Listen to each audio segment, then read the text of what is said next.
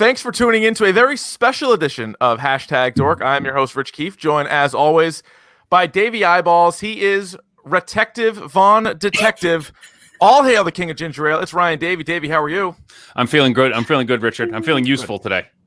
I'm hoping that you are. We're going to get this thing done, yeah. The look is great, by the way. If you're watching this on YouTube, go ahead. The look had to be, there was a little bit of convincing here that needed to be done with the a woman who I will let you introduce after me. But I was feeling the hard-boiled, the detective that's seen some shit. Yeah. You know what I mean? So this is the nice look I'm going for. Mustache, right? Mm-hmm. I think it works. As you mentioned, your lovely wife, Ryan, is here as well. Ryan, how are you? I'm great. Excited to be here. Thanks. You ready to solve this son of a bitch or what? I'm ready. I have my coffee. I got my sip of sunshine. I'm ready. Oh, good combo. Sunshine. Coffee, good. We don't play. And also joining us here on the panel is our resident attorney. She has been on the podcast a handful of times for episodes like Making a Murderer, The Staircase, and I think a couple other times as well. But it's my sister-in-law, Nicole. Nicole, how are you? I'm doing well. How are you? I'm good. I am excited for this. This has never been done before. This is an old-fashioned cold case, and we're going to solve it. We have a lot of documents to get through. And let me first start off by saying that this may or may not be a true story, and it may or may not be a game. Don't worry about that, but we are going to play it nonetheless. Here's the deal, folks. We have on November 20th, 1992, East Verona High School was shocked by the death of 18-year-old senior Jamie Banks. Jamie fell from a 6th floor window in the newspaper room where she also worked as an investigative reporter. Hey. Investigators identified 5 individuals who might have been in the room with Jamie, but they were unable to identify a prime suspect and eventually ruled it a suicide and closed the case. But Jamie didn't commit suicide. She was murdered. Can you solve a case that eluded police for decades? Let's find out. And again, if you're watching on the YouTube, feel free to jump in here. Help us out as well. We're going to try to screen share it a little bit. So you get a picture right now of Jamie Banks.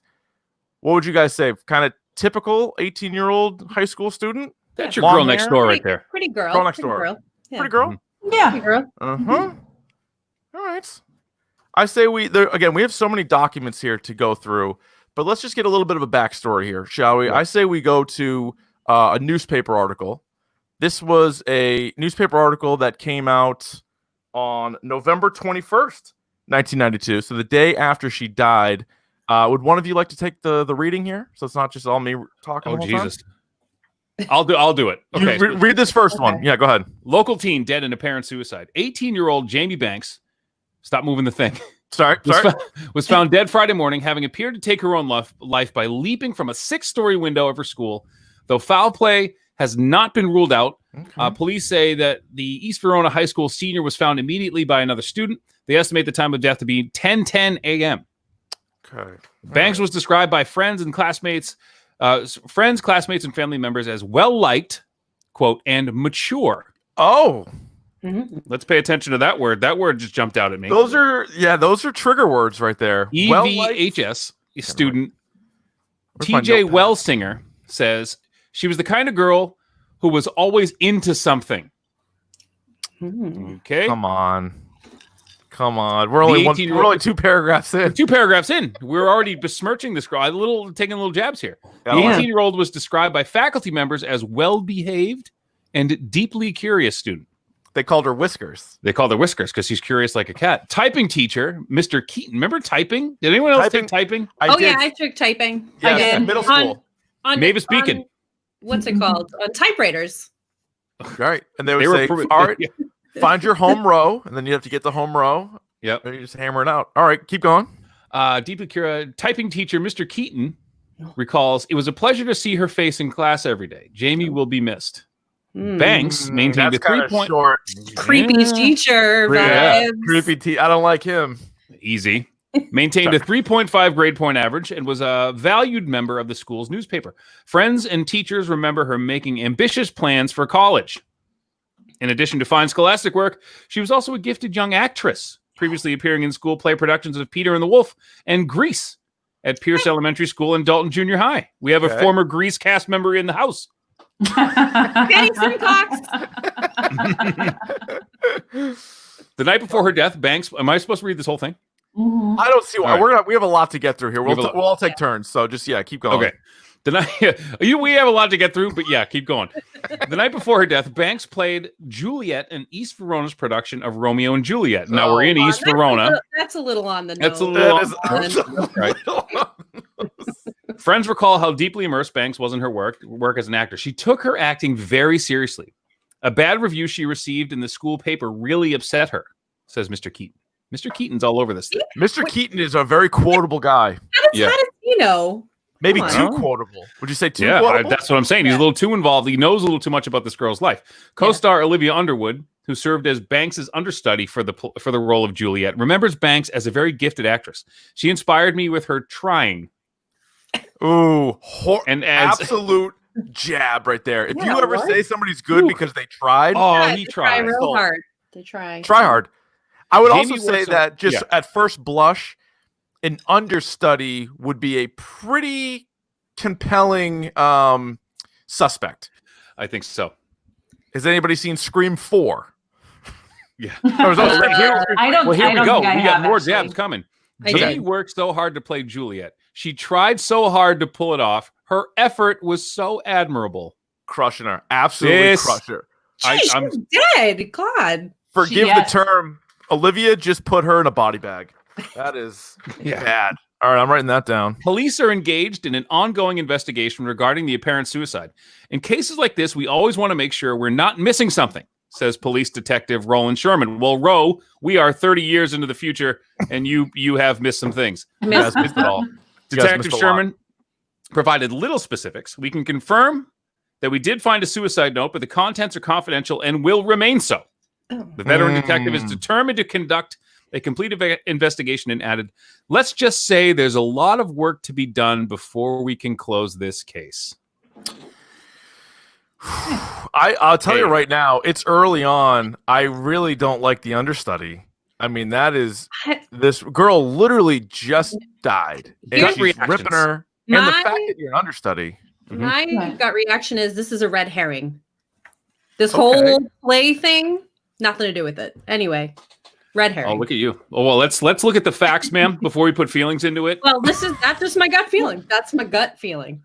Okay. So what are we going to look at next? Okay. Yeah. So this is just the back of the newspaper article. And so this isn't about her, but again, it could just bring us a little bit more into this world of East Verona. So here's a photo. It says, closer look, star running backs, disappointing finish. And there's a picture of a running back kind of like in the shadows here.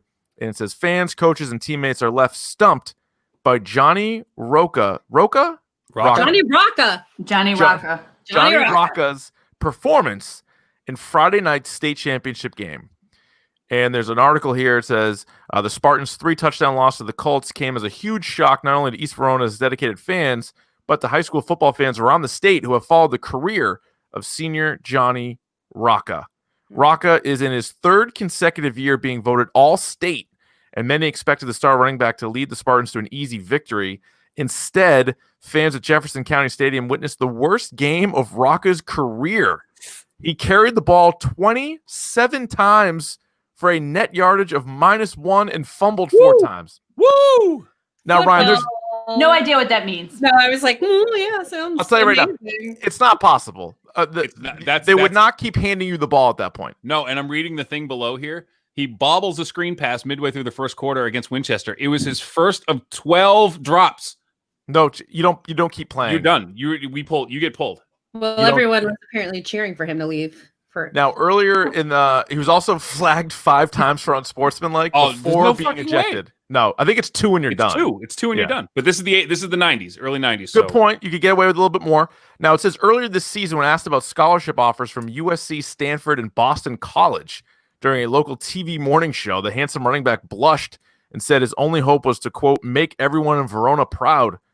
It's unlikely his Friday night performance achieved that goal. Late in the game, the angry crowd began chanting, "We want Russell," a demand for Rocca to be replaced by his backup running back, Emmanuel Russell.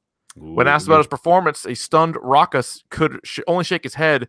The only thing Rocca had to say about the dreadful performance was, quote, "I just felt really empty out there, like I was all alone. I couldn't focus. It was really loud, and the pressure, it was too high." No, not made for the big dance here, kid. Not ready. Yeah, like he's going to go to a big college. You're right. But it leads to, is something on his mind here? Does he know? Correct. Right. What do you think of that? When was the football game? So it's in the same paper. So the game was after her death. So she died at 10:10 a.m., right? Yeah. She died on... And the football game must have been a Friday night, so it must have been that night.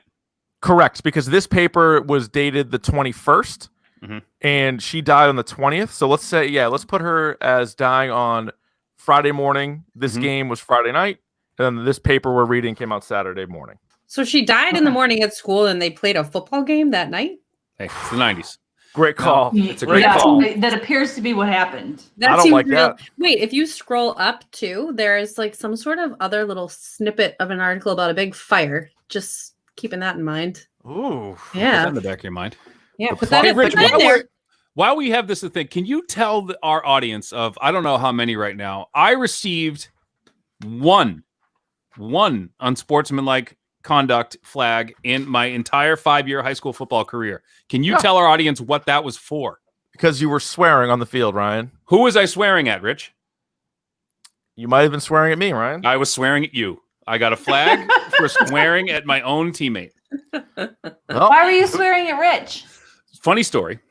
Well, so we were in a tightly contested. We were on a terrible high school football team. Horrible team. Like we probably would have given this team a run. Yep. And it was a tight game, which was uncommon. And Rich had gotten into it. We were playing defense, and Rich had gotten into it with one of their wide receivers. Rich was playing corner at the time.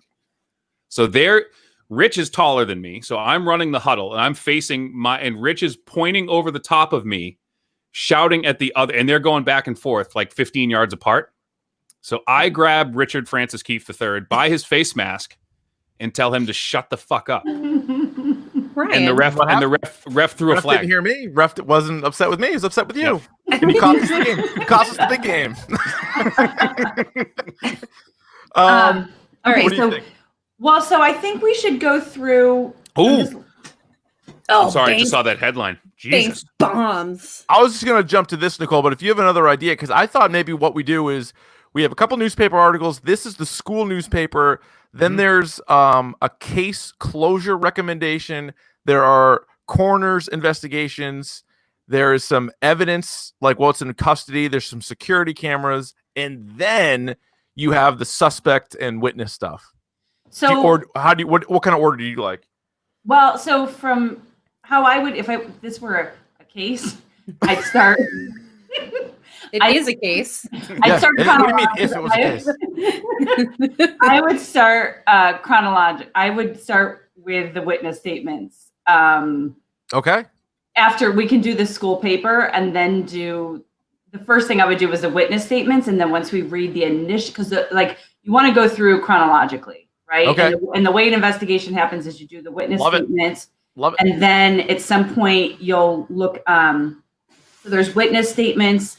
There's persons of interest, which are like write-ups of afterwards, and then interrogations. So you don't want to read the interrogations until after you've read the witness statements, because at that point you're looking for inconsistencies between the initial statement and what was taken later. Oh. So And I learned something. Seems like you know what you're doing. Good thing you're here. All right, so let's do the paper, because the paper came out on the day. So this is the Verona Voice, and so what I did was to sort of scan this. This is the front and the back, and then we have the middle as well. So this is just like if you folded it out. So the Verona Voice is the high school newspaper, and a big aggressive headline, as J Mar says in the chat. He says a harsh headline for a school newspaper. Oh my God, they would never let that go. Banks bombs in Romeo and Juliet. Does anybody want to read this one? I don't have this one, I don't think. Okay. So it says East Verona High School's drama productions have always been something to look forward to, even when they struggle to find the talent necessary to fully bring the production to life. The plays typically make up for, in heart, what the amateur actors lack in pure talent. Oh. This year's production of Romeo and Juliet, Shakespeare's classic tale of adolescent love gone tragically wrong, is a sad exception. This production has the talent, but lacks heart.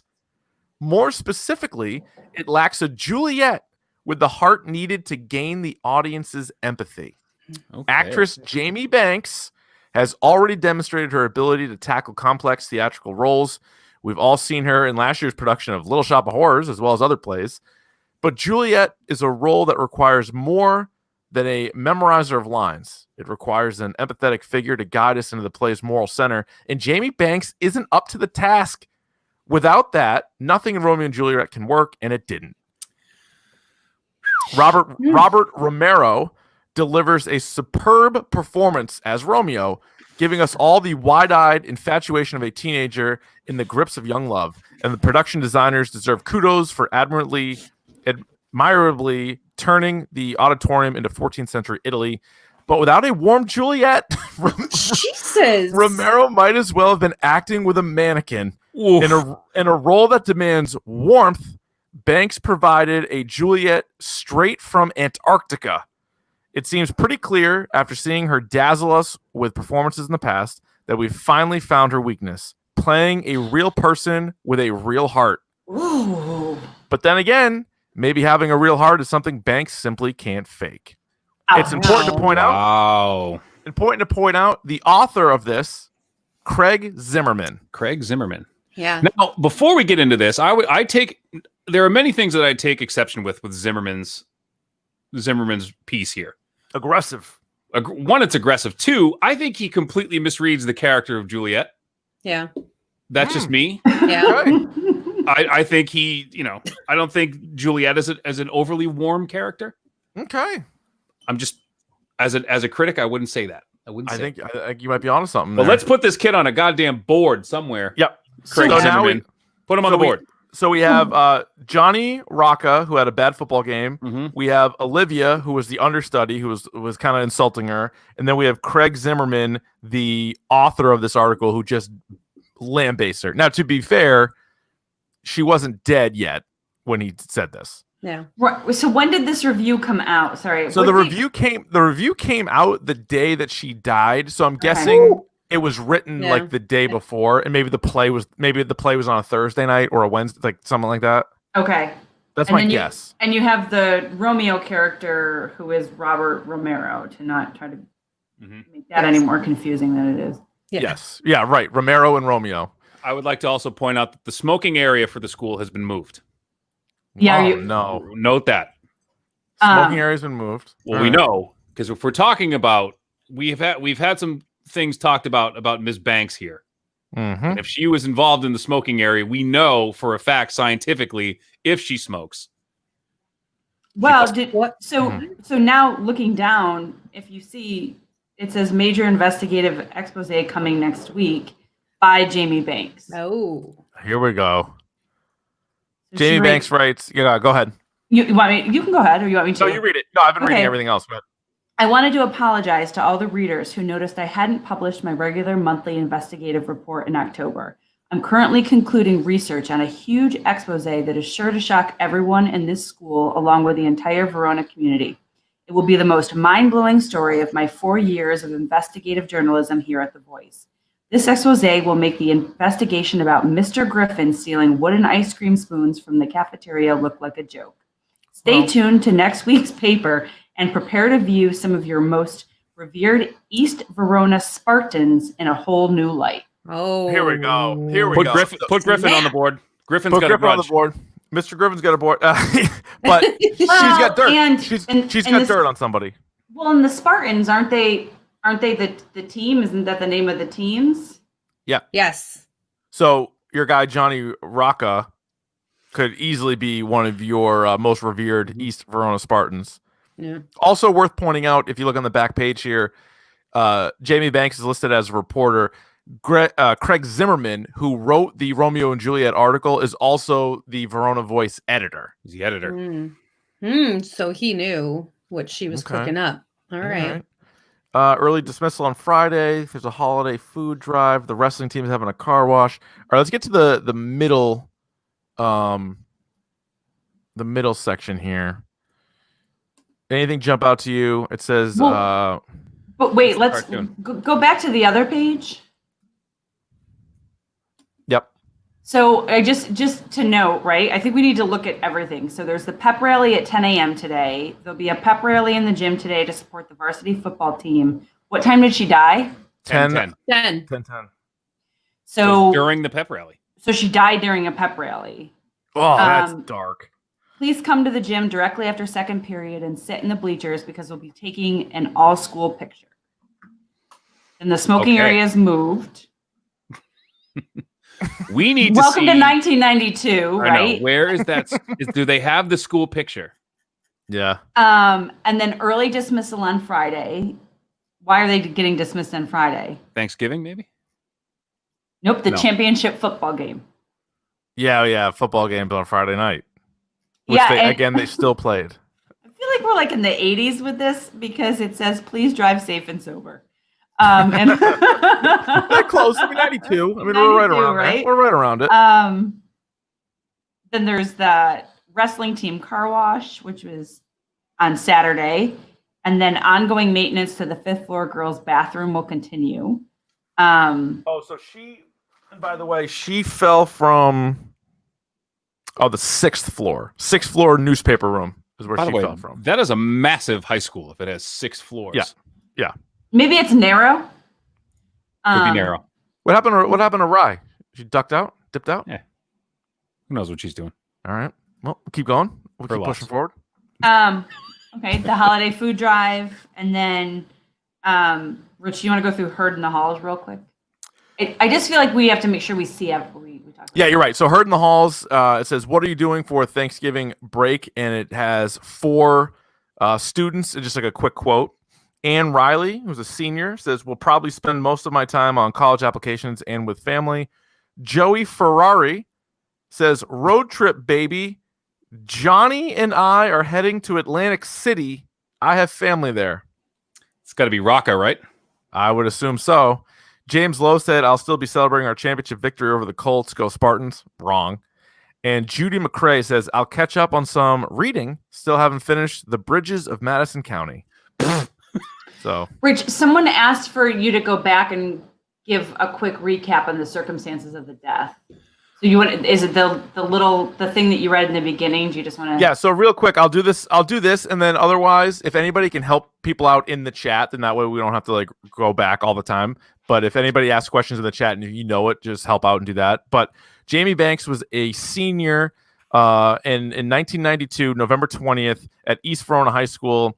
She shocked the school. She fell from a 6th floor window in the newspaper room where she also was an investigative reporter. Investigators identified 5 individuals who might have been in the room with Jamie, but they were unable to identify a prime suspect. They ruled it a suicide and closed the case, but she didn't commit suicide. She was murdered. And so now we have all this information, and we are trying to figure out who killed Jamie Banks. Could we go on to the middle of the Verona Voice? Yes. Okay. All right. Here is the middle 2 pages. One is a state championship preview, Spartans versus Colts. I'll be right back. Joey Ferrari wrote it. So Joey Ferrari, who was one of the guys in the thing that was like, hey, I can't wait to go hang out with Johnny. He writes this preview. Again, we already know that they lost, but he says it's game day. Spartan football fans have been waiting for all season long. Comes down to this, the state championship game. We've got 2 familiar faces in the East Verona Spartans and Winchester Colts. They were the top 2 ranked teams in the state coming into the season, and they're still the 2 best teams at the end of it. This game will come down, as it so often does in high school football, to the running game. On display are 2 of the best running backs in the country. Of course, we have Johnny Rocca, our 4-year varsity starter, 3-time All-State and first-team All-American in this his senior year. Lining up deep for the Colts is Joseph Trotter, another first-team All-State running back who has racked up over 2,000 yards and 19 touchdowns during the regular season. It's easy to see why these 2 teams are facing each other in the championship, considering how hard they fought one another in the season opener. The Spartans nearly blew a 10-point lead with less than 2 minutes left when Johnny Rocca infamously fumbled the ball right into the opposing team's hands for an easy defensive touchdown. Fortunately, the onside kick failed, and Johnny Rocca held the ball on the following possession to get the win for the Spartans. Despite failing to cover the spread. High school football. Interesting. What does that mean? So covering the spread is every game has like a spread for people to bet on. Oh, got it. Like if one team is better than the other, they might be favored by 7. So not only do they have to win, but they have to win by 7 or more in order for you to cash out. But you only have the spreads for betting. Okay. So that's kind of interesting. He was. And sorry to interrupt, but Joey Ferrari wrote this, and in the other page, wasn't he going to Atlantic City with Johnny Rocca? Yes. Yeah. So obviously they're best buds. And they bet or they gamble. Well, it sounds like it, and like the fact that you would even put that in there seems bizarre. It says just like the previous matchup, the Spartans are favored to win the game by a slightly smaller margin.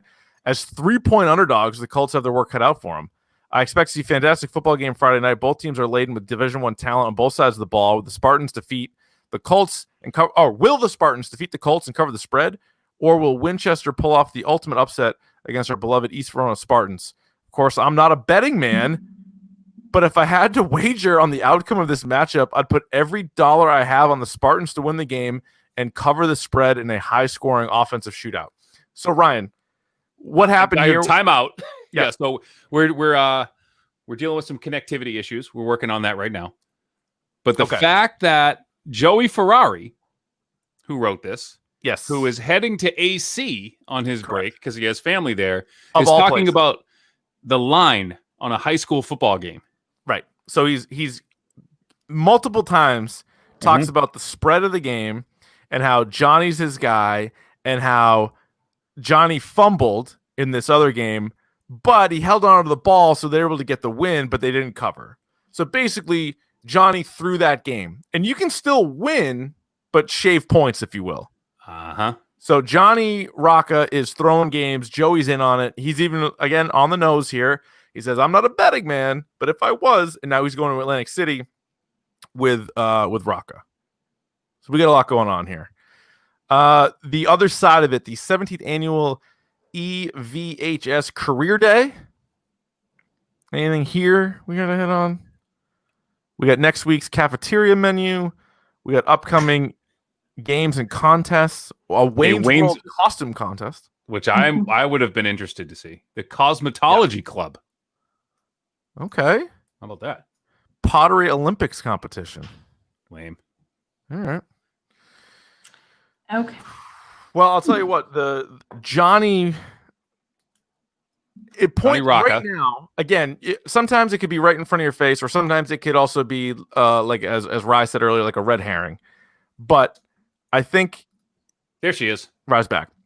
Hi. So Rye, to catch you up. Yeah. Joey Ferrari's talking about betting on high school football games, and we think Rocca's in on it. We think, and I think based on the clues we have right now, Jamie knows that Johnny's throwing games or is shaving points or is in on the scandal. That's the only scandal that we have right now. And Jamie said, "Hey, listen, we know what's going on. And you're going to be shocked by one of your favorite East Verona Spartans." So that's what it appears like to me right now. Okay. Right. And so lawyer in me just wants to say that is all supposition. And that Great point. This is hard for me. And what we have are the facts we have are talking about gambling, a football game that went poorly, a dead girl, a bad review, and a trip to Atlantic City. Those are the things that we know for sure right now. Okay. Well, let me do the hard-boiled at that. Look, lady, I've been around these kind of things a long time. All right. What's the thing? Arkham's razor. It's like the most obvious answers, like right in front of your face. Yes. Yeah. All right, Nicole, where do you want to go next from here? So let's go to the witness statements. And let's start. There's a bunch of witness statements, so let's start with the people that we know. So why don't we start with Olivia's? All right, let me see if I have that, and I do. Now, Richard, as we do pull this up, you said that there was an objective here. What is our first objective? Did I miss that? Nope. I'm glad you asked, Ryan. Yeah. Our first objective, and again, the way this is going, we may not solve this tonight, but I still have faith in us. We're good. And so what the deal is with this game is it has 3 different objectives, and I don't even know what the other 2 are because you can't open these envelopes until the first one is solved. Here is our first objective. Excuse me. Prove someone was in the room with Jamie. Okay. So Jamie, again, out of a 6th-story window in the newspaper room at the school. And our first objective, in order to move on, is to prove that somebody else was up there with her at the time. All right. So this is Olivia Underwood, who, of course, was the understudy of Jamie Banks. Oh, before we get to her witness statement, I think this is worth doing. For those that are in the YouTube, here is her mugshot, essentially. She's crying. She's crying in the mugshot. There's tears coming down her face. Because she's an actress. Correct. And dare I say, a better actress than Jamie. A better one. According to Craig Zimmerman. Yeah. According to Craig Zimmerman. Now we'll get to. We'll get to that son of a bitch, I think, at some point. Yes. God damn it. I wish I had the cork board where I could draw lines. That's all I ever wanted to do. I told you we needed a murder board. I said we needed a murder board. I'm trying to pull up all the things on the screen share here. I can't also do a murder board. I'm taking notes. I'm actively taking notes. I am also actively taking notes. All right, so here is Olivia Underwood. So for those listening on the podcast and not in the YouTube room, how would you describe her besides crying? I think that's and again, this is supposition, not to use lawyerese, but I don't want to suppose too much or infer. No. We might lose Rye again. Oh, Rye's connection. Oh boy, she's having trouble. Which is funny because I'm literally 20 feet from her. Olivia looks like she looks like she knows something. I've been at this a long time. I've seen a lot of people come in here. Yeah, she's dark hair, brown eyes, and crying. Yeah, a little bit. I would say a bit of a smile. If you look at it, you think maybe like a dark, bit of a smirk, on her face. I'm definitely saying fake tear. I'm going to go ahead and go fake tear. But let's go to the witness statement. If you could just do the one. I think a lot of good actresses, as she said, can do the one. Yeah. The one tear, Let's see what she says. Who wants to read this? All right, come on in. She's yelling. Yeah, could she jump in there? Yeah, she's jumping in. Okay. Internet. Mine's fine. Look at me. I'm cruising right now. I'm cruising. You're flying high. All right, hook her up. Nicole, do you want to go over Sure. You want me to do this one? Okay. Yeah, please. Narrative. I was the second person to get to Jamie's body. I think I might also be the last person to talk with her before she jumped. She and I have been working closely together on the school's production of Romeo and Juliet because she's Juliet and I'm her understudy. Sorry, hang on one second. That's all right. Like actual lawyer finish stuff going on. Because I lost it. Sorry. Okay, I got you. I think this is go ahead, Ryan, because I think this is interesting though, because she says, I think I might also be the last person to talk with her before she jumped. Which could be like we're solving the thing we have to do is prove that someone was in the room with her. Okay. We got to plug you in. Yeah. Oh snap. All right, I will read it. This has been a real. This has been a real humdinger, huh? A real problem. Yeah. So she says, she and I have been working closely together on the school's production of Romeo and Juliet because she's Juliet and I'm her understudy. We also had typing class together right before she jumped. Our opening night for Romeo and Juliet was last night, and it went okay, but Jamie got really critical review in the school newspaper this morning. I thought it was a bit harsh, but honest. I asked Jamie about it, and she seemed really bothered. Not angry or sad, she just seemed really deep in thought. I just assumed she was reconsidering whether she wanted to play Juliet. She seems like a better fit for Rosaline. Oh, Rosaline, yeah. Rosaline. Mm-hmm. To me, but Mr. Preakness makes the casting decisions, and you can't change his mind. She was quiet all through second period, and I couldn't get anything out of her, so I let it go. I guess she wasn't totally out of it because she and Amber Wheaton were the only ones that got a 100 on the caps lock test. Of course, we've been practicing those for a while, and it wasn't hard. I got a 90. Kind of a bit of a brag there. Yeah, weird odd flex there, yeah. After the bell rang, I asked if she wanted to walk with me down to the pep rally. They were doing something for the football guys because of the championship match tonight. She just said she had to go, quote, take care of something in the newsroom. I asked what was going on, and she said something like, it's not something I can talk about yet. I was kind of surprised and a little hurt, but obviously it makes sense now. For what it's worth, I didn't think she did all that bad, but I am confident Robert and I will be able to pick up where she left off. Jesus Christ, she's not even cold yet. Nope. It's a tragedy, but the show must go on. At the very least, I'm sure we won't get another review like that from Craig. Oh. All right. Wow. Glad you're talking Olivia. about your play. I know. More concerned about the play. Statement. So she certainly doesn't put herself... We don't know 100% that she was in the room, but she's really right around there, you know? Yeah. She's around the room, and she even says she's the last person to talk to her. With her. Yeah. So I wonder if anyone is going to say that they saw her at the pep rally. We have to look at the picture. Yeah. And they've yeah, introduced another person too, Mr. Preakness, who, given the fact they call him Mr., sounds like a teacher. Yeah. Right. Who's in charge of the play? Because he makes the Right. casting decisions. He's the casting director. Okay. Hmm. All right. Where we go now, Nicole? To another witness statement. All right. Who was the first person to find her? Excellent question. Did we have that? You have to open the... Does she say? So she doesn't say, but she says that. I think I might have been the last person to talk with her. Well, she Robert says I would. Romero came running. Read Romero's. Yeah. When Romero found her came first. running. He did. Okay. All right. Robert Romero. Here we go. Mm. All right. One of you guys read this. I was the first one to find Jamie's body. Seeing her laying there was a horrible experience. I'd never seen anything like that in my life. I'm still really shaken up about the whole thing. I was in the first floor bathroom and lost track of time because I kept reading Craig's review over and over again. Best review I've ever gotten. Oh, come on. Look at this guy. Okay, Robert. What are you doing in the this bathroom guy- with the newspaper, pal? Yeah, this whole thing's He played Romeo. Yeah. Then I realized I was late for the pep rally, so I was rushing to wash my hands and leave when I heard her.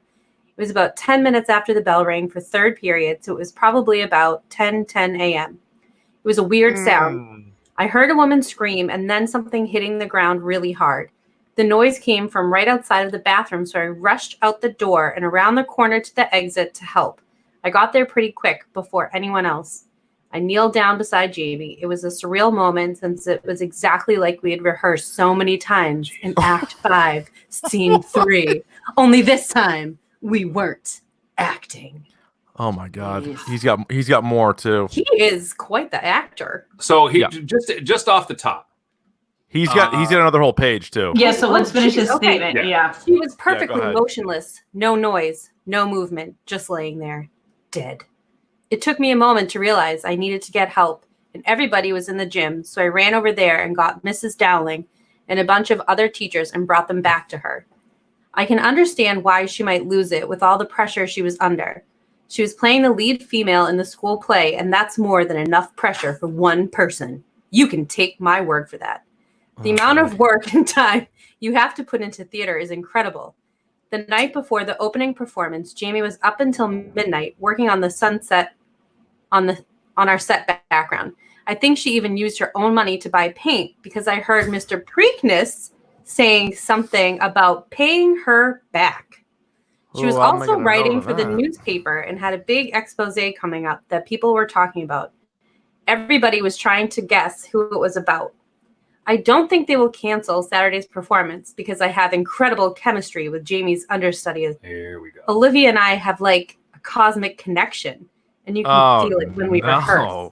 Mr. Preakness knows I wanted Olivia to be my Juliet, but he did not take kindly to my creative input on the matter. I believe we should probably donate a portion of the proceeds from Saturday's performance to Jamie's family or maybe the suicide hotline or something. As the male lead for the production, it's my responsibility to take charge on initiatives like that. So I'm going to ask Mr. Preakness if he can do it. This is a picture of He looks Robert. like the brother from Boy Meets World, kind of. Right? Yeah. He does look a little bit like A that. little bit like that. He definitely Not- posing like he's one of the actors in the school play or He's whatever. pensive. Yep. He is. So that is Robert Romero, who Romero. played Romeo in the Romeo and Juliet play and found Jamie first. Interesting. Now, Okay. hearing a scream in that type of situation is odd to me. Yeah, if someone committed suicide, you wouldn't think they would scream. They on wouldn't their scream way down. first. Correct. Yeah. I agree with that. Yeah. So All he right. was in the first floor bathroom. Yes. And he said he heard a loud noise from the floor or the ceiling. No, I think when she hit the ground. Is that right? Oh boy. No, he said heard a woman scream and then something hitting the ground really hard. Yeah, okay. Yeah. Yeah, that was okay. That's a body. Yeah. Yep. All right. All right. So where do we go next here? All right. We need another witness statement. Mm-hmm. So we got Zimmerman. We got Oh, so who did he reference? Did he reference Preakness. Preakness. No, I ran over and got Mrs. Dowling. So let's Yeah. go That's the to one. Yeah. let's go to Mrs. Dowling. Here's a look Okay. at Oh, Principal she's the principal. Okay. Principal Dowling. All right, let's go to her. Here is her witness statement. Oh, this is in cursive. It's going to be hard to read. Okay. Today is the worst day of my 17-year teaching career. I'm overwhelmed with grief, but I thoroughly understood the need to conduct a full investigation. We canceled third period today for an all-school pep rally because the football team is playing in the state championship tonight. Third period starts at 10 a.m., and we took a few minutes of gathering the students on the bleachers so Marilyn Roberts could take an all-school picture. We had just finished at around 10 after when Robert Romero came running into the gym screaming for help. I asked Ms. Hawkeye Hawkeye. to watch over the students, obviously, Hey, look- while Mr. Griffin, Mr. Collier, Mr. Carrier, Miss Stason, and I ran out to see what happened. That's when I saw Jamie on the ground. Sophie Sunday and Olivia Underwood were near her body. Okay, so that means they were also not at the pep rally. So, skipping the pep rally. And And the Chickerbrains, all-school picture. Romero. do we want the team to win or not? I mean, what's going on? It's a big game Go for there. the Miss Stason immediately checked for vital signs and attempted to provide medical attention, but it was clear she was gone. I asked Robert Romero what happened, and he says he was washing his hands in the first floor bathroom when he heard a scream and a loud cracking noise. I was cleaning a dish and I heard it, so I came out. So I came out, saw Jamie lying on the ground, and immediately ran to the gym to notify us. That checks out. As I look up and saw the open window on the 6th floor above us, it became clear what had happened. I was trying to determine which room had the open window, and as I realized it was the newspaper room, the emotions overwhelmed me. There's more. Mm-hmm. Yeah, sorry. Here we go. Here is page 2 of the principal's witness statement. God, she is very wordy. I started getting lightheaded, and I was about to sit down on the ground when I noticed everyone staring at me. So I paused. And I took a deep breath. And I told Mr. Griffin to go up to the 6th floor to guard the newspaper room door until the police got there. I told the students to sit down by the building and stay there until I returned for them. I told Mrs. Stason to remain with the body and make sure no one interfered in any way until I returned. I told Mr. Collier to go to the main office to dial the police, and I asked Mr. Carrier to walk with me back to the gym just in case I fainted. Mm-hmm. When I got to the gym, I announced that everyone in the gym was safe, but there had been an accident. We all need to remain there until further notice. I placed the staff members at all the exits.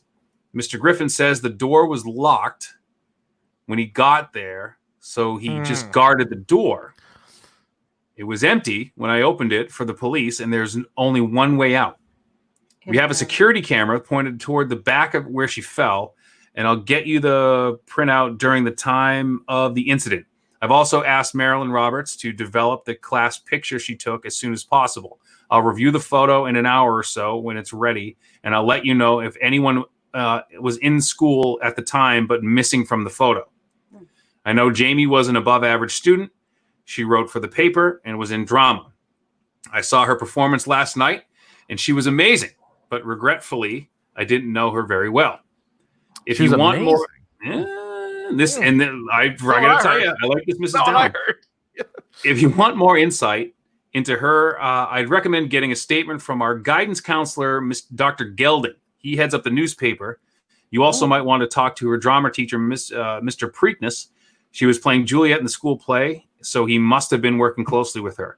The students love Mr. Preakness, especially the girls. Ooh. Come on. If there's anything else I can help with, please let me know. What a weird thing to put in your statement, too, about your girls loving your teacher. Uh-huh. Yeah, that's a weird one. And I'll tell you what, a lot going on in here. Yes. Couple of things. So first of all, she brings up Mr. Preakness again, and he loves the girls, but also Dr. Gelding. And I don't know if we pointed this out because it didn't really matter at the time. But Dr. Gelding is the faculty advisor on the school newspaper. That was included on the back of the newspaper. So he's also tied in there. She mentions the school photo, which I have for you right here. Missing. Okay. Missing from the photo, Olivia Underwood, Sophie Sunday, Paul Preakness, Marilyn Roberts, Robert Romero, Johnny Rocca, and Dr. Gelding. Well, but Marilyn Roberts is missing from the photo because she took it, right? Yes. So Good one. Yes. Okay, so Olivia Underwood, Sophie Sunday, Johnny Rocca, Paul Preakness, the teacher. Yeah. And Dr. Gelding, the drama guy. No, Preakness is the drama guy. Okay. Gelding is the counselor. The counselor and the head of the paper. Okay. I mean, it definitely seems like, too, the principal said she was amazing. Everyone else keeps saying how bad she was, and like they're trying to use the story as why she committed suicide. Right. Good point. The pressure, they keep talking about that. But so this clearly makes Romero, Rocca, Preakness, Gelding, Sunday, Underwood. 1, 2, 3, 4, 5, 6 potential suspects, right? Because they were all not in the picture. Right. She also mentioned the security camera. Should I put that up? Because she said, yeah, you can put it up, and then I would think we should go to Sophie's statement. Yeah. Right? So this is just maybe a little bit more. All right. Well, so basically, this is for people just listening to the podcast. This is a 16-frame security camera video printout, and so again, it gives you the timestamp, and it's from the bottom floor. And on November 20th, 1992, at 10:10 and 30 seconds, nobody's there. At 10:10, 31 seconds, now Jamie's body is there, hits the ground. And so for the next, 7, 8 frames, there's nobody. And then you get, I assume it's Romero, right? He was the first guy to find her at 10:10, 40. So she was there for 9 seconds. Yeah. And then somebody came out. He walked out, kneeled down, looked around, stood back up, and then looks like he ran away. So he couldn't have got from the 6th floor to the 1st floor in that time. No. In 9 seconds, no chance. Right. No. So Romero, so we know that. He wasn't in the room. We know that. Right. And that's why he's just listed here as a witness, not as a suspect, because he's one guy we can clearly say not a part of it. I mean, he didn't push. We don't know if he's part of it. Right. I'm going Riverdale. There's a conspiracy here. Riverdale. It's always Riverdale. She's like Good Betty point. Draper. Riverdale. She's Betty. Yep. She's Betty. But it doesn't look like he's in that much of a rush to get out of there. The one frame that the second to last one, 10:10:44, we're just kind of standing there with his hands on his hips. Yeah. That's troubling to me. Yeah. Will you put on that so I can? Yeah. All right. Where do you want to go next, Nicole? Sophie's statement. Yeah. Sophie. All right. Let's go to Sophie's. Oh, actually, I like to do this first. Here is Sophie. Oh, yeah. Of course. I think it's fair to say attractive young lady. She looks like it from a Delia's catalog back in the 90s. I don't know if I'm speaking out of school. She happens to be wearing a winter cap that matches her sweater. Long, kind of blonde hair, like a really red lip, kind of a knowing glance. No? Red lip. What are you, a grandma? Grandma Keefe. I actually a really dark red lip kind of intimidates me. I'm a little off put by a really dark red lip.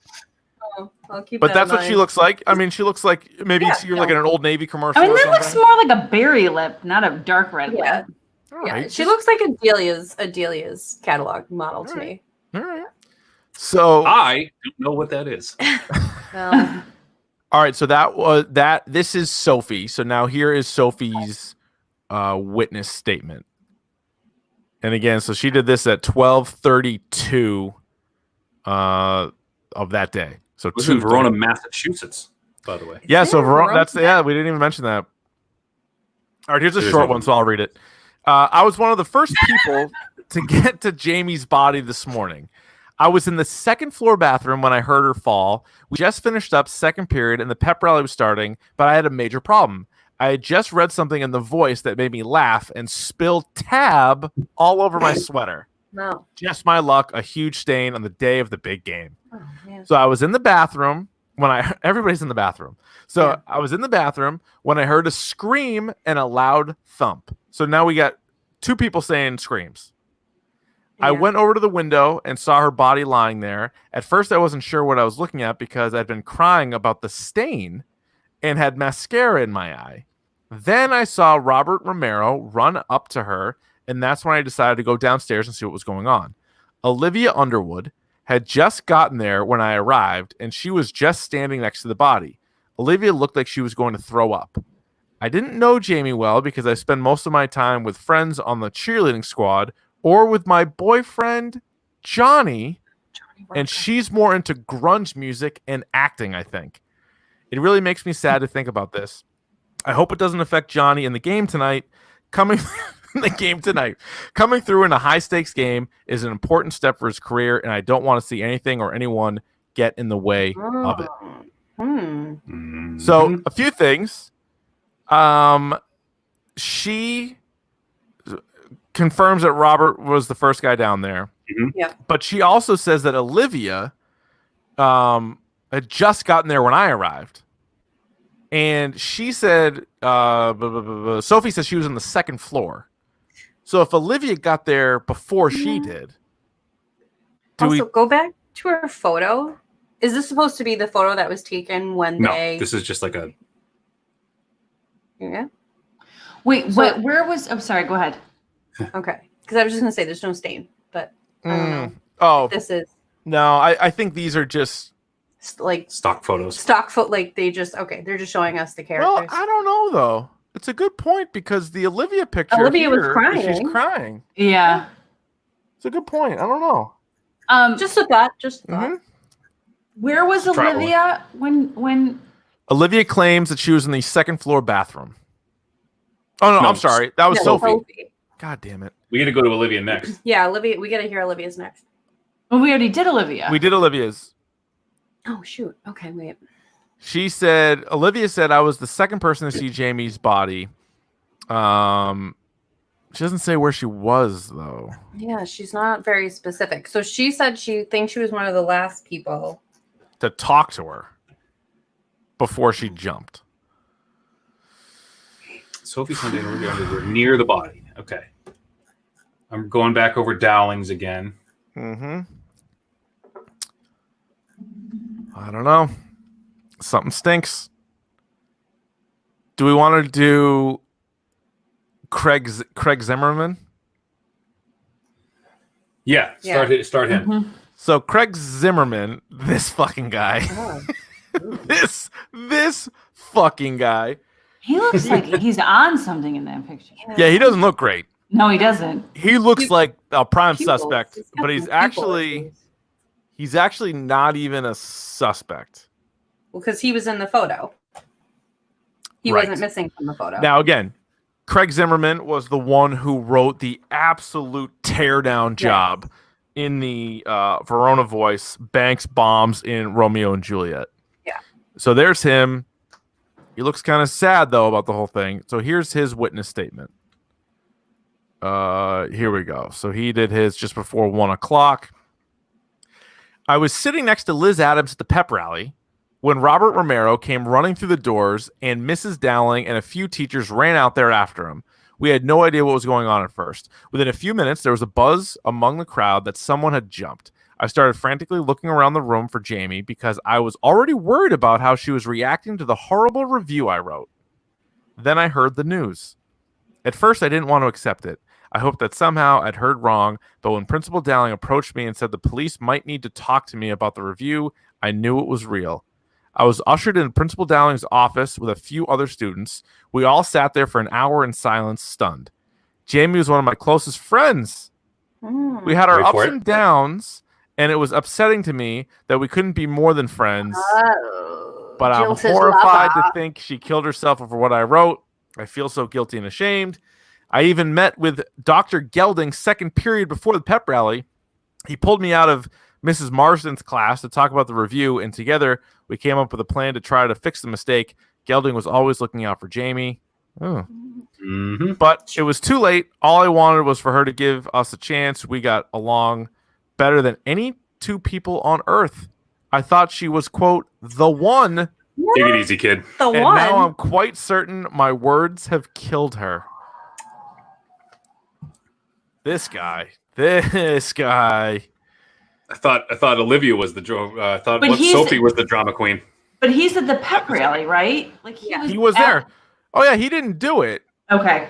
I don't think he did. No, he didn't do it. No, he's definitely painting a picture of something though. But it also kind of proves, I don't even know if this matters, but the Principal Dowling, who was like, oh yeah, Jamie was great in the play, and Craig was the only one that thought she was terrible at it. So maybe she didn't like the review, but it's not like she actually had a bad performance.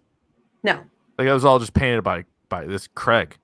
Yeah. Right. This Craig guy, a jilted Craig. This son of a bitch, Craig. It's always fucking Craig, though, isn't it? It always is. It's always fucking Craig. So who have we heard from yet? Gelding? Have we heard from Gelding yet? No, we have not done Dr. Gelding. So here's this guy. Here's this son of a bitch. Hold on. Is this the young girls? I just want to let people guy? know. Wait, sorry. I'm just trying to let people know. I'm trying to read the comments, but yeah, go ahead. Well, no, because they're just like people ignoring us. We're not. No, we're not. We're just trying to get all the information out there. We're not ignoring you guys at all. Do we want to take a quick little scroll through and read some of them? Or any of them worth reading? No, no, I didn't. I mean, it was a little while back where somebody had a comment and they were like, I don't think they're reading this. Oh, no, we'll see them. I mean, I figured you guys can help each other out, too. If anybody's joining late, feel free to help each other out. We'll definitely read them. I mean, right now, I think we're just trying to put the information out because I don't know what's going on. And again, our first objective is to prove that someone was in the room with Jamie. To that end, we got nothing right now. Well, we got nothing. Okay. Nothing. Here's what I'm going to say about the room. My thought on the room is, who's most likely to have a key to unlock or lock the door? This guy and Zimmerman. You got two teachers who weren't at the pep rally. Just throwing it out there. You need a key because it's locked and unlocked. I mean, a student could have stolen it, but the Zimmerman kid's the editor of the paper. He might have a key too. Zimmerman's the editor. But would Jamie have also had a key? But Zimmerman was the editor, but Zimmerman was in the school photo. Right. Whereas Dr. Gelding, this guy on the screen now, was not in the photo, correct? Let's see. Yes, he was. Right, no, he wasn't. But we can't rule out that Jamie had a key and let somebody in with her. True. She definitely could. She works there. She's one of the reporters. But this Dr. Gelding, we have witness statements from him. Yep. So let's go to that. Here, somebody else start to read this one. I am going to go grab a refreshment. Okay. It's very difficult to put thoughtful words together right now, but I fully understand the need for an investigation into what could cause such a seemingly normal young woman to take her own life. I've been Jamie's guidance counselor for 4 years at East Verona High School. I also help run the school newspaper that she writes for. She is an amazing girl who gets good grades, stays out of trouble, and seems to get along with everyone. I took my wife and kids to see her performance last night, and she was incredible. It really begs the question as to why a young girl who appeared to have everything going for her would do something like this. Well, I'm not sure, but everything is not what it seems with Jamie for two reasons. you should be aware of. First, Jamie had been struggling with bipolar tendencies for years. Jamie has been meeting with me every few months over the past 2 years for manic depression. She was originally referred to me for this issue after she broke down in tears during a vocabulary quiz. During her dark time, she expressed suicidal indications to me. What did I say? Ideations, sorry. On a number of occasions, including thoughts about how she could do it.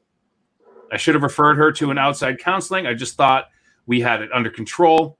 I couldn't have been more wrong. Second, Jamie was involved in a secret, quote, forbidden relationship.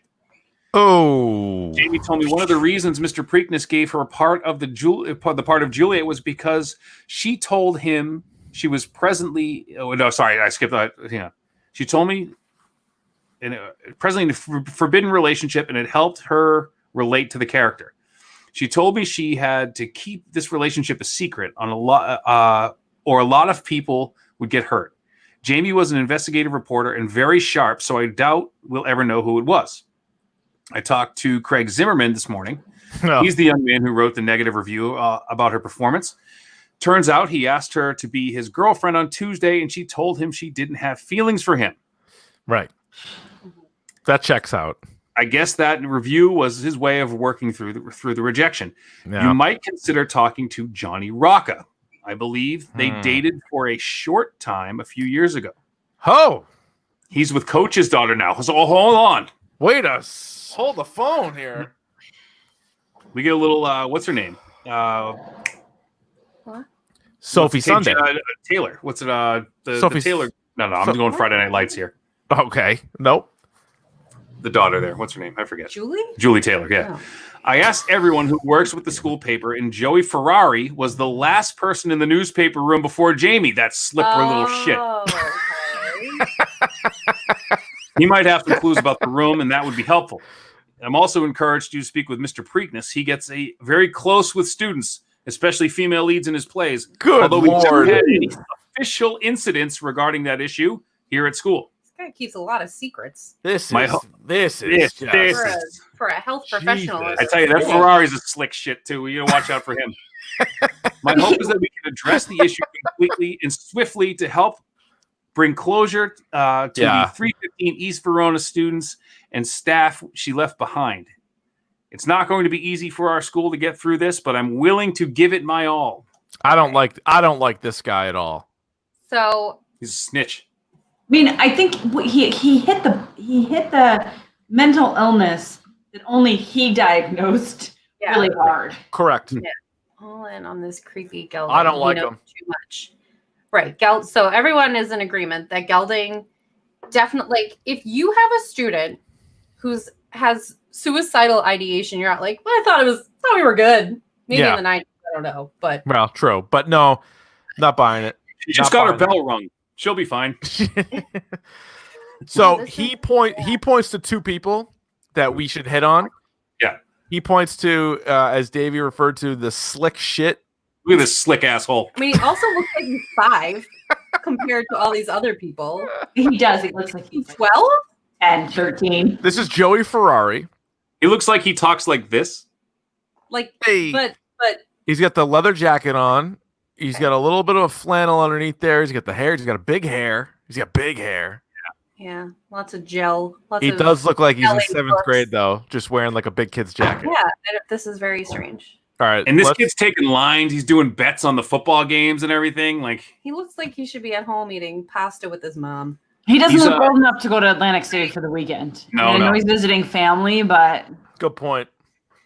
All right, let's take a look at Joey Ferrari's witness statement then, shall we? Okay. All right. So they got to him later in the day. This is 1:13. Oh, good. I can read this one. As far as I know, I was the last one in the school newspaper room before Jamie Banks jumped out of the window today. It was first period, and I had study hall in the cafeteria. Mr. Griffin is my teacher there, and he lets me go up to the newspaper room if I have a pass from Dr. Gelding to finish up an article or work on clip art or whatever. I signed out of the study room as soon as it started and was in the newspaper room within probably 4 to 5 minutes after the start of first period. When I got there, the door was locked and the lights were out. Since I'm a senior on the newspaper staff, I have a key to the room. Ah. So I let myself in, and the door shut and automatically locked behind me. I always work on the computer that's on the right side of the room, second from the back. So that's the one I got onto. It took a few minutes to boot up, but pretty soon I was logged in and working on my outline for the story about the game tonight. You never know how a game will unfold, but when it comes to Spartan football, I usually have a pretty good idea about the outcome before the game even starts. Interesting. There's confirming that Johnny is throwing games. Or at the very least manipulating them. Again, you can still win, but if there's spreads in high school football, which is outrageous. If he's taking points, I don't know. Yeah. He goes, so I read my articles beforehand, and then the game, after the game, I plug in a few game stats, and I'm good to go. That room gets pretty hot at that time of day. I'm not sure why. Maybe it's the sun, or maybe the heat's broken or something, but I opened the window to let some cool air in. I lost track of time, and suddenly it was 8:50, and I had only 5 minutes to sign back into study hall, so I saved my outline on a floppy, but didn't shut down the computer. This is so great 90s. stuff. I Great love stuff. the 90s things they throw in. I was in a rush, but I'm positive I turned off the light and shut the door behind me. I think I left the window open. When I was a sophomore, someone propped open the door once, and some jerks vandalized a bunch of equipment. So Mr. Gelding is really strict about us locking the door behind us ever since. I barely got back to study hall on time and was in Italian class until the pep rally, so I'm not sure when Jamie went in the newspaper room. Hey, I'm in Italian class. Sorry. Jamie and I both wrote for the school newspaper, and I've known her since 8th grade, and we weren't super close outside of that. I know she always asked Gelding to be editor this year, but for some reason he chose Craig instead of either of us. Finally, I'd like to go on the record with my prediction for the game tonight. Oh, for fuck's sake. While these two teams are known for their high-powered offenses and East Verona is favored to win by a few points, I predict it's going to be a long night for the Spartans, and the Colts will walk away with the championship. Betting against his own team. And he was right. And so that's more than confirmed. He was in the photo, correct? No. Yes. Yeah. Yes, Joey Ferrari was.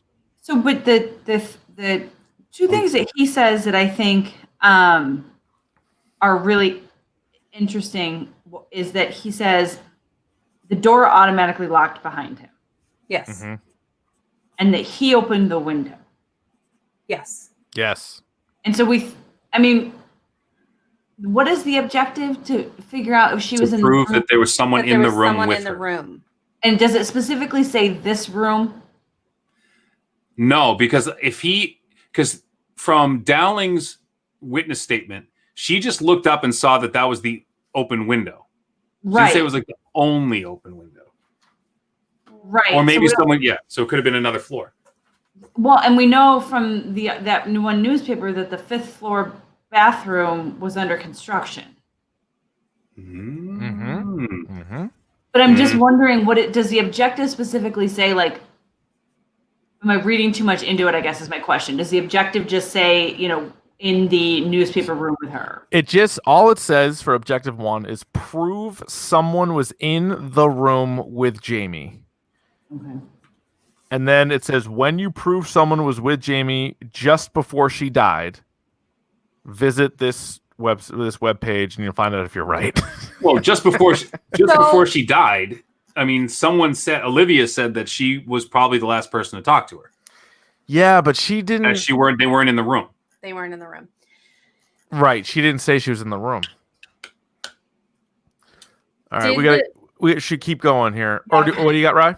No, I'm just wondering if the principal said that was the only open window, or that was the open window. Yes, that was the only open window. So they could have closed Someone it. Someone could have closed the window. But we could also just be reading too much into this. I was going to say, because then you'd have to prove she was in a different room, too. Right? But I want to see this, too. Yeah, so Eric says in the chat she was going to expose Gelding and Ferrari, and for football shaving points, maybe. I mean, I feel like she was definitely going to expose Johnny Rocca for being this great player, but also shaving points. I don't know if she knew. I mean, maybe she'd get like for example, if you found out that Joey Ferrari was betting on games, I don't think it would be a story. But they hype up Joey Rocca that he's this 3-time All-American or whatever the hell he is. Yeah. Right. So that's what I think. And the girl Olivia said she would do like she would like protect her guy, Johnny Rocca. Mm-hmm. Mm-hmm. Right. Oh boy. So the other person that we talked to, or who? I think we Okay. So my guess is now we've established that every senior on the newspaper staff has a key. Correct. And teachers. So anyone who's a senior. Right. But here's the problem, though, is Joey Ferrari has a key. Mm-hmm. Craig Zimmerman has a key, but both of them were in the school photo. and Jamie has a key. Right. Jamie obviously has a key. But it locks behind her when she goes in. So she either walked in there with someone or she was in there and someone else had to unlock it to get in. But obviously, Gelding has the damn key, and Gelding's super particular about the room. Yes. Right. All right. Let before we keep speculating here, we also had I forget who, but they also mentioned Paul Preakness a few times. Right. Yep. We haven't done him yet. So here's Paul Preakness. Oh, No. Who is very popular with the female students. They made that well known. Yes. he's a top buttoner too. He looks Psycho move. Which immediately makes him guilty. He's going top button without a tie. I'm assuming he did this and probably other murders. There's no way this is his only murder if he's going top button. But he looks like the cool teach. Like he looks like a guy that you would want to hang out with. He might swear a couple times in class. No F-bombs, but you know. Yep. Oh, but I don't. edgy. You know what? I take it back. I don't think I have a witness statement for him. You don't. No, I don't have one. No, we don't. We have an interrogation, which we can get to later, Mhm. but we don't. Interesting. And I think it's also worth noting, we should probably put him out there too. Here's Johnny. Here's Johnny Rocca. We do not have a witness statement for him either. Okay. I feel like we're in New Jersey and not Massachusetts. This is very much New Jersey. I don't look like my cousin Johnny. He does look like Johnny. He looks like my cousin Johnny. I feel like we might be on the Jersey Shore with the men. That's a good point. That is definitely here. a good point. All right. All right, So who people are we agree missing? that the man with the Can we top get button is the confirmation? psycho. Wait, Yeah. so somebody wants to know, can we get confirmation that Banks had a key? So she was a senior, and Yeah. she was Yeah. So every on the senior. news, and every senior at the newspaper had a key. Right. Yes. And so she had sort of like so Craig Zimmerman liked Jamie, but Jamie didn't like Craig. Mhm. Jamie also went out with, was it Johnny for like a second? Johnny Rocca. Yeah. Yes. Okay. Hot. And Olivia was pretty or Sophie Sunday said that she was crying, she had spilled something on herself. And then she said at the end of her witness statement that she hoped Johnny wouldn't be too upset Yes. about the Right. game. Right. Okay. I'll tell you what, gang. What else do we got from? Where else do you want to go from here, Nicole? I think, am I missing any witness statements? I know we did Olivia, we did Sophie, we did Dr. Gelding. Oh, by the way, so Olivia, Sophie, and Gelding are suspects because they weren't in the photo. They all have a potential motive, and there's witness statements for them.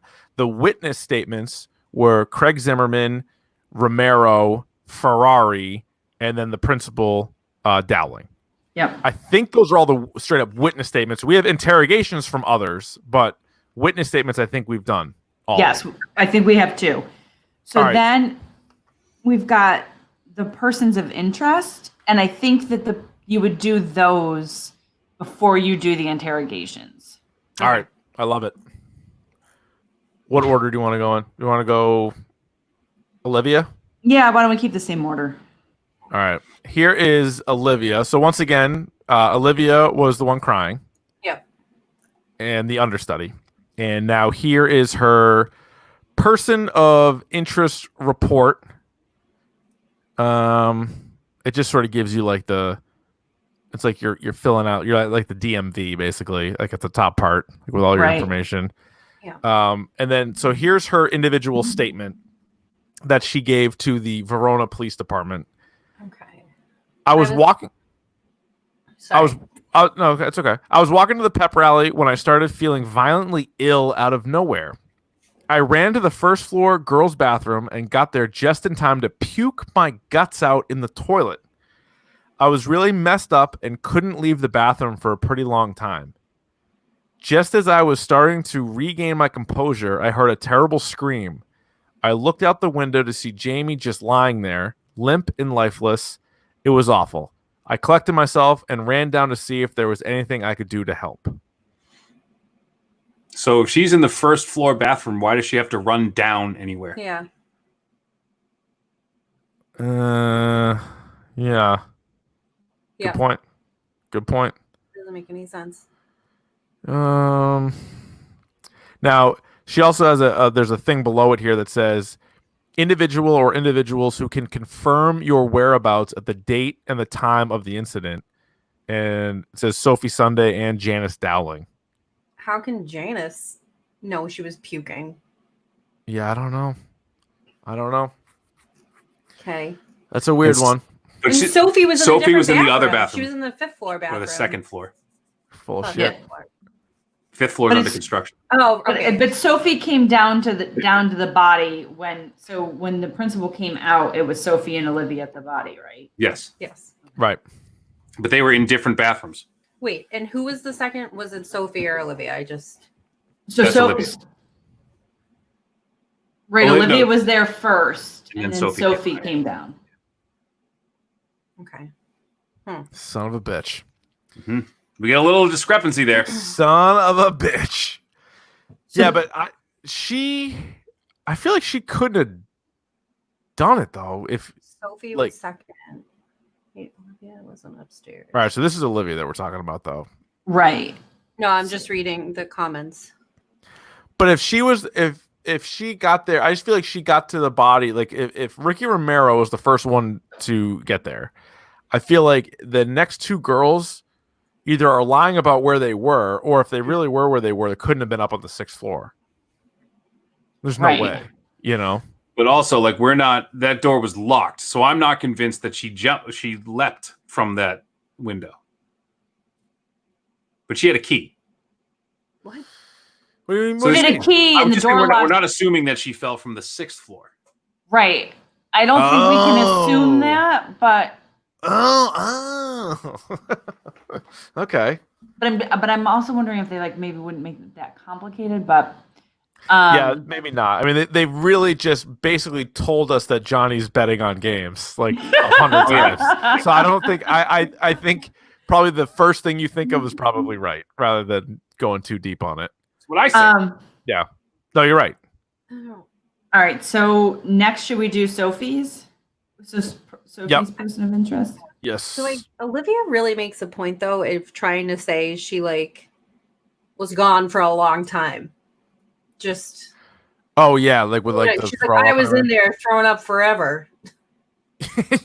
Which actually contradicts her first statement, right? Because didn't she say she was talking to? Yeah, Yep. she said she was She said talking she to saw her. her before.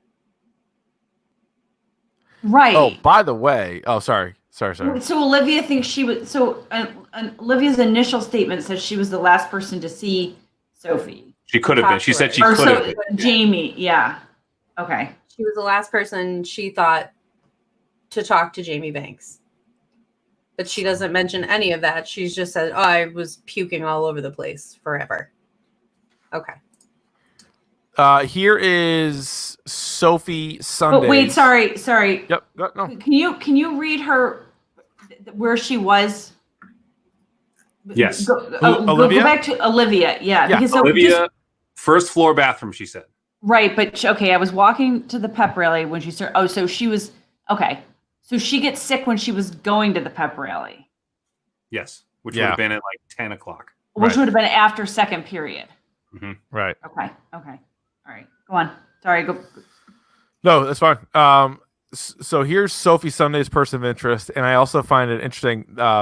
again, there's like just regular information like height, weight, age, things like that. And then it says scars, marks, or tattoos.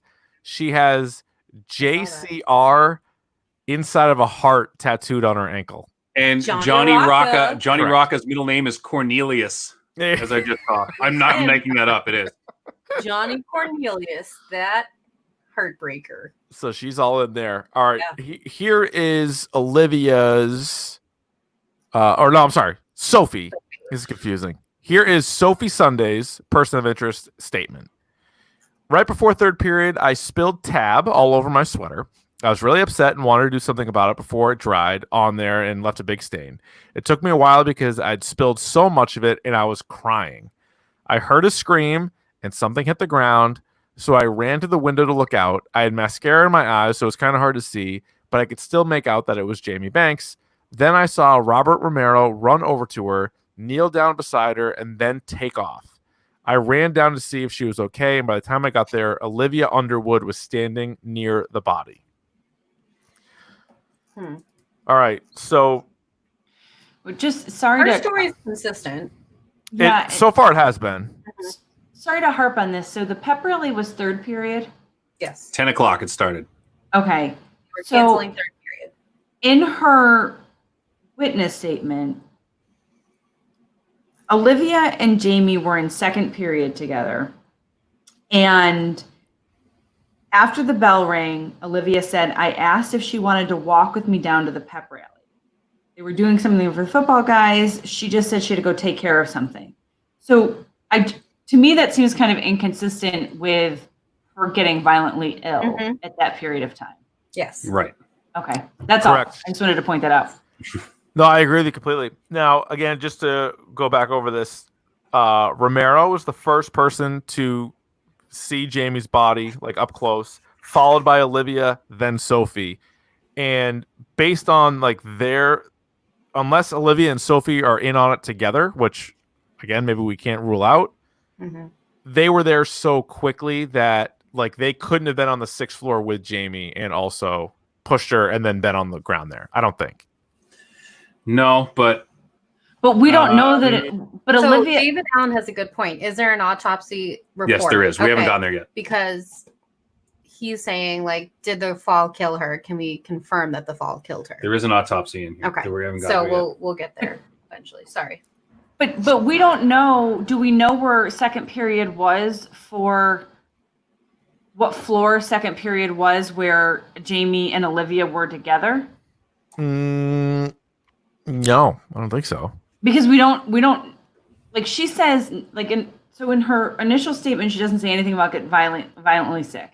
And then now in her person of interest statement she says that she got violently sick and was in there for a long time and Jamie didn't want to walk with her. So we don't know where they were. Yeah, her story makes no sense now. Okay. The violently ill thing. Because before she's like walking to the pep rally asking Jamie to come along. And I don't know why. And then, yes, exactly. And I don't know why Sophie's so upset over this sweater. Get over it. Get over the goddamn sweater. Tab on your sweater. It was a big game. You know, her boyfriend's playing in the big game. You know, he's definitely not betting on the game. Like drive home in your Jeep Wrangler and get a new one. I don't. All right, person of interest. Do we want to? Actually, we have a Johnny one. Do we want to go Johnny? Go to Rocca. Yeah. There's something there. Let's go to Johnny Rocca here. Here again, the big game. Probably betting on said big game. He has a black stallion tattooed across his back, which I would love to see. 19. He's a 19-year-old high school student, Davey. I don't know if you have any. Yeah, apparently he's 6'2", 280. That is not what I saw in the photo. And how do you run as a running back at 280? That's 280 too much. I don't know. And he has a stallion across his back and he drives a Mustang. The last two girls were like 100 pounds, and now Johnny's 280. Like 280, 6'2". Yeah. So reading what Johnny says, we got a bit of a win. I walked with my girlfriend Sophie Sunday to the girls' second floor bathroom. So Sophie's on the second floor, Olivia's on the first floor. Beginning of third period, and waited for her just outside the door. I thought she'd only be a minute or two, but it took forever because she was trying to get that soda stain off her sweater. So I went in to keep her company. Come on, you can't do that, dude. She didn't say that. Anyway, no, she didn't. She never mentioned that he was there. There was suddenly a scream and a loud thud. We ran over to the window and saw Jamie lying there on the ground. I ran back to the pep rally to alert the others of what I'd seen, and Sophie went down to check on her. Liar! Okay. Now we got something here. Who alerted the principal? It was, what's it? Zimmerman. Romero. No, it was Romero. Romero did. Romero was the first on the scene. I don't see Rocca anywhere in that security footage. No. Well, he said he saw out the window, but Sophie never mentions that he's in the bathroom with her. Oh boy. Right. Not So and if he ran to the pep rally first, he would have gotten to the pep rally before Romero. Because he didn't tell anyone. He said he saw it happen, ran to alert people, but he didn't get there before Romero, who went out, saw the body, stood there for a second, and then ran inside. And he's lying because he didn't go back to the pep rally because he's not in the photo. Right. They had sex and didn't want to say it. No, that's not where it came from.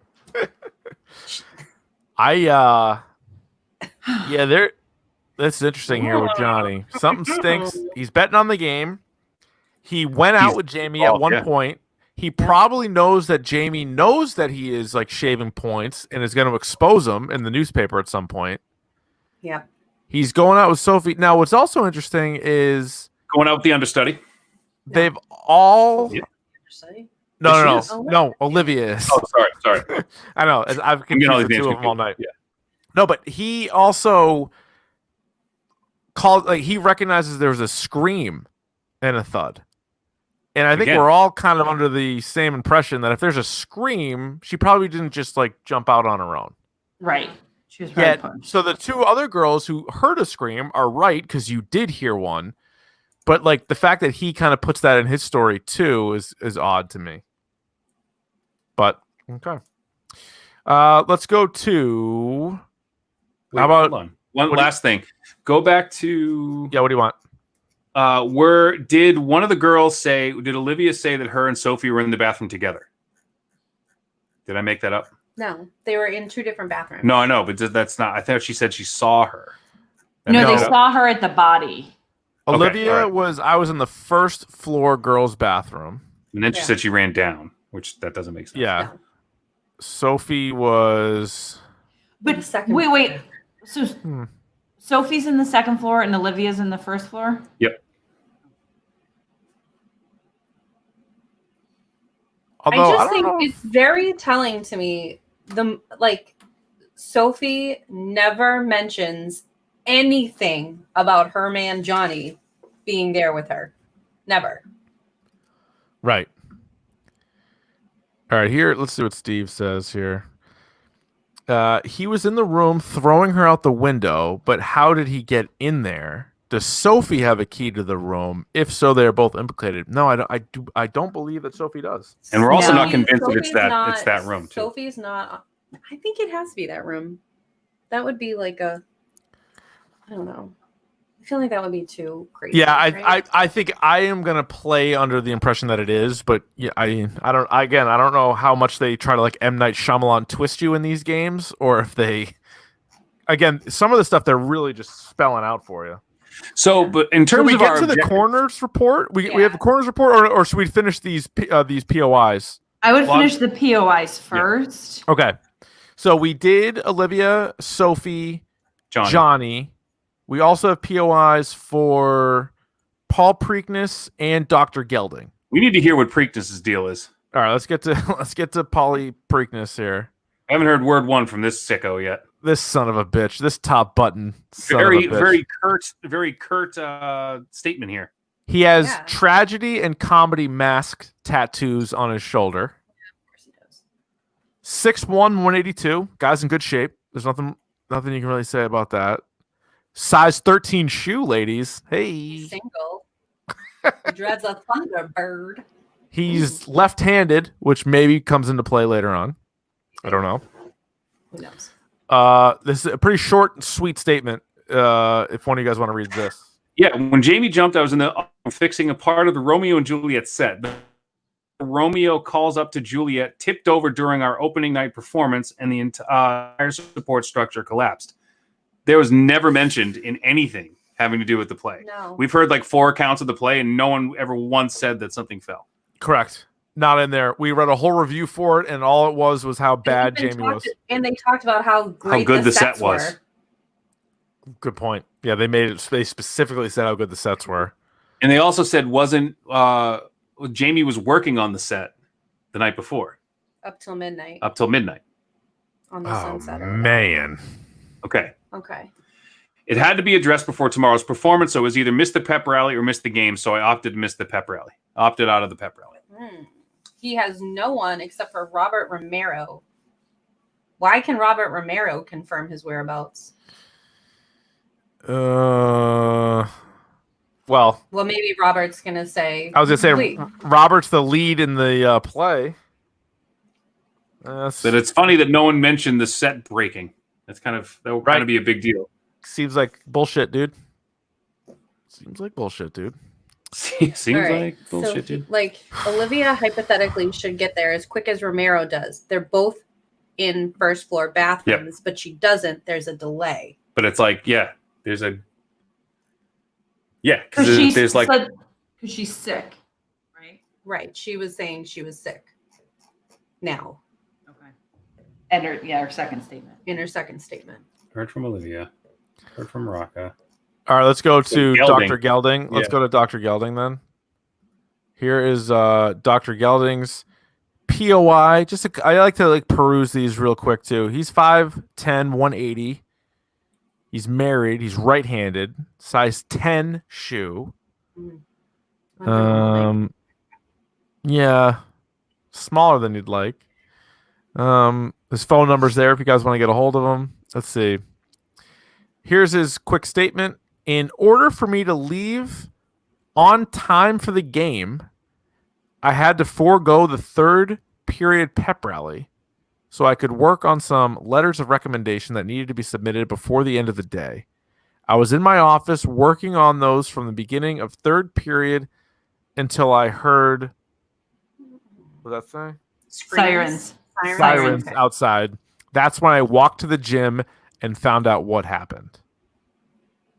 So he's never seen anywhere until by anyone, but he says Janice Dowling and Craig Zimmerman can confirm his whereabouts, but nobody. He was in his office.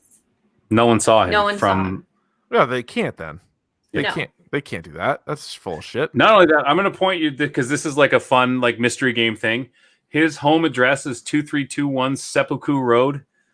That, of course, is the ritual suicide done by dishonored samurais. Just throwing that out there. Wow. Whoa. Yeah. Wow. How do you like that for some fun action? Wow. So the game could be throwing you something because it's a game. They could be throwing you something there. Could be. Yeah. No, that's good. Clearly doesn't have honor because this child, the child said she was going to commit suicide, and he says. So he says. And he didn't say anything. And he was born on 9/11. What? Yeah. Was he? I mean, not of 2001, obviously. No, well, obviously not. Yeah. But he was born on 9/11. Interesting. Yeah, Haley has a good point. What floor is his office on? I wonder if we ever... I was thinking that too. I wish we had a blueprint of the school. I do too. I was thinking the same thing, Dave. Do we not? No, we don't. We have a few other things we haven't gotten to yet. We have evidence and property, and we have the coroner. We have a case closed recommendation, but we'll get to that later. We have the coroner's investigation. Do we want to do any of that? So, yeah, go ahead. Well, I think that we should look at the last thing we should do is the case closure recommendation. So, Val Sparks. We can do the evidence photos where and the crime scene photos and stuff. You want to do crime scene photos? Sure. Yeah. And then we'll have to and the evidence stuff, and then we'll have to do the interrogations. So I put two of them here together. And so here's the first one, and this is at 10:51. Is that what it says? Oh, wow. Yeah. So her right shoe was off. So this is a picture of Jamie on the ground. And again, I don't know how they do the game, because clearly there's no blood or anything. So to make it too graphic. I don't Yeah, I assume that's just assume that it's fine, and not that she was like placed there or whatever. But of note, clearly, is her right shoe is the off. shoe being off is very strange. Right. Let's see if that's written in the. And then another photo is like, would a fall make your shoe fall off? Watch the video of Danny Way crashing on the super jump on the excavator. He falls like right on the bottom of the ramp, and his shoe goes like 20 feet in the air. It does happen. But it fell right next to her. Yeah, shoes pop off when you. But there's another photo too. At 11:02. Very specific. Sorry. Oh, it's clear. No. We definitely should remember that 100%. Her right shoe is off. At 11:02, there's a picture of the Verona Voice, so obviously the newspaper room where she apparently jumped from, and the door is open. Mm-hmm. I think that's all that's really there to say about that. The door is open. Because didn't somebody say the door shuts behind you? The principal said that the door was shut and locked, and so, or the Hawkeye, or who was the lady she had watched the room? Hawkeye. No, Hawkeye watched the kids. She had someone go up to the room and stand, and they said the door was already locked, shut and locked. The door is not open, according to the principal's report. Right. Yeah. Because the person didn't enter the room, they just guarded the door, and no one could get in or out. Yeah. Here are two other pictures. But the police could have opened it, right? Right. I mean, at 11:02, yeah, I guess that amount of time, maybe. So here's 11:04 and then 11:09. So 11:04 is the computer room. Now, you remember Joey Ferrari talked about where his computer was and where his desk was. His was the first one on the right, right? First or second one on the right. Second. And then he thinks that he opened the windows, and this just shows the windows are open. What is going on over here? Is it Mario Lopez? It's probably Johnny Rocca. I know. The other thing too that I find strange is that was it Zimmerman? Was it the other? Yeah. He kept talking about the pressure. Like she kept talking about pressure, and like it shows up in the note. Yeah. So here's like what appears to be a suicide note on one of these old school computers, and it just says very briefly, "The pressure was too much. I couldn't take it anymore. Goodbye, Jamie." Here's the other thing I'm going to say. The kid talking about going in and logging on, he said it took a long time for the computers. Couple minutes for the computers to boot up or whatever. Right. So I guess you have to wonder, like, how long was the time from when she left Olivia to when the fall happened? Yeah. Because, aren't we... less than 10 minutes. Right. Right. But push her out and then type up that note. Someone was waiting in there with the computer running, already had typed that, and then pushed her out because the time was so short. Like, she wouldn't have time to boot this up, write the message, then jump in 10 minutes. But the Zimmerman guy couldn't remember if he shut off his computer or not. Oh yeah. Mm-hmm. Well, isn't that convenient? Check that dingbat editor said he left his hall passes in the. Actually, I jumped ahead. Sorry, never mind. Forget that. All right, Jesus. All right. Well, the kid, he had to go back and sign in before Italian class. He had to sign into study hall. Joey Ferrari. Yeah. Nicole, should we go to the coroner investigation report? Sure. Or something else? So while we do that, we cannot prove that there's someone in the room with her. Not yet. We cannot. Yeah. I wouldn't feel good about it anyway. Like, if we had to make a guess, like I feel like there's a couple of people that are like, oh yeah, I saw her, but like doesn't mean you were in the room. Or people who have the keys doesn't mean they were in the room. How do they know if you figured out if there's someone in the room? Do you have to put in who it was, and then it like unlocks more? I don't know. It gave me a website to go to. So it says when you prove someone was with Jamie just before she died, visit this web page to see if you're right. After you prove Jamie was not alone, you may open bonus envelope A. Okay. All right. So yeah, we need to know the cause of death. You're right. Here's the coroner stuff. All right. So coroner deputy Ellis Matheson, blah blah blah. First page. Jamie Banks, female. Here's her social security number. Father's name Andy Banks. George Banks. She's 5'6", $112. Let's see. It's a little fella. Yeah. Born in Boston. Oh, it's her. It's a girl. Oh, I thought she said No. her Not father the was dad. 5'6", 112. No. Jesus, The, what a little the fella. lady. Nope. No. Linda Banks. Anything here? Nothing here, right? No, really. That seems just like standard information. All right, let's go to the page 2 of that. All right, here we go. Cause of death. All right. Weather, clear skies. So it was clear skies, 57 degrees, no wind, occurred during the school day, correct? Lying on back, leaning slightly on the left side, visible at 12:28. Rigor, found in neck eyelids at 12:41, consistent with position. She was clothed, no distinguishing marks, body temp, 93.9. Body decomposition not observed at the time of arrival. Cause of death. Massive internal organ rupture and failure. Which that makes sense from the fall. Yep. High velocity impact. Yeah. Jump from window several stories off the ground.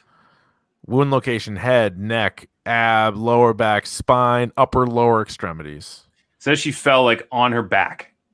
Yeah. Like flat Yeah, on her back. That's where she landed.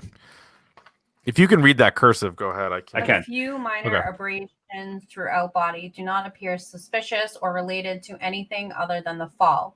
Severity of injuries is perfectly consistent with a fall onto pavement from about 70 to 90 feet up.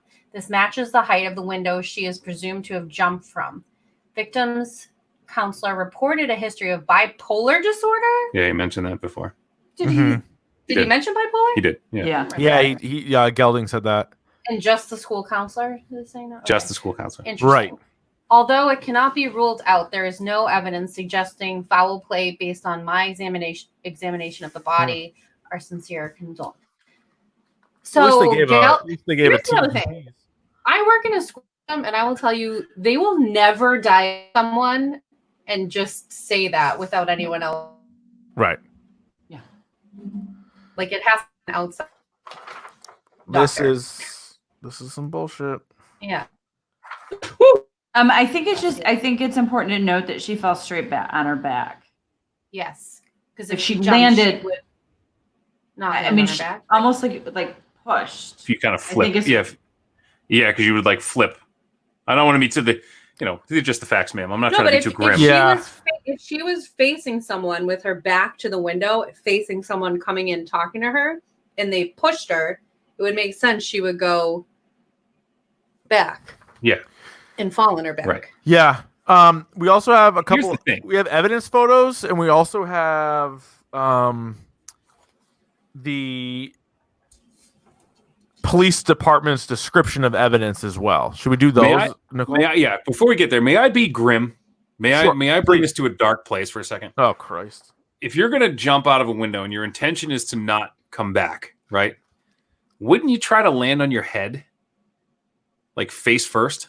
Yeah, well, depending on how high you are. You get to a certain height, it doesn't matter. But if you're only on the 6th floor, probably. I mean, you gotta have some sort of body. Like you said, what I'm saying is I agree with the set that she was probably pushed out of the window. Let's I don't want to make too, Mm-hmm. Yeah, was her head facing the school or away from it? If she landed on her back. Well, someone was just asking. If you look, we can look at we can look at the photos. Yeah, because if she landed on her back, we get the security cam. Oh yeah, you want that? Here, I got it.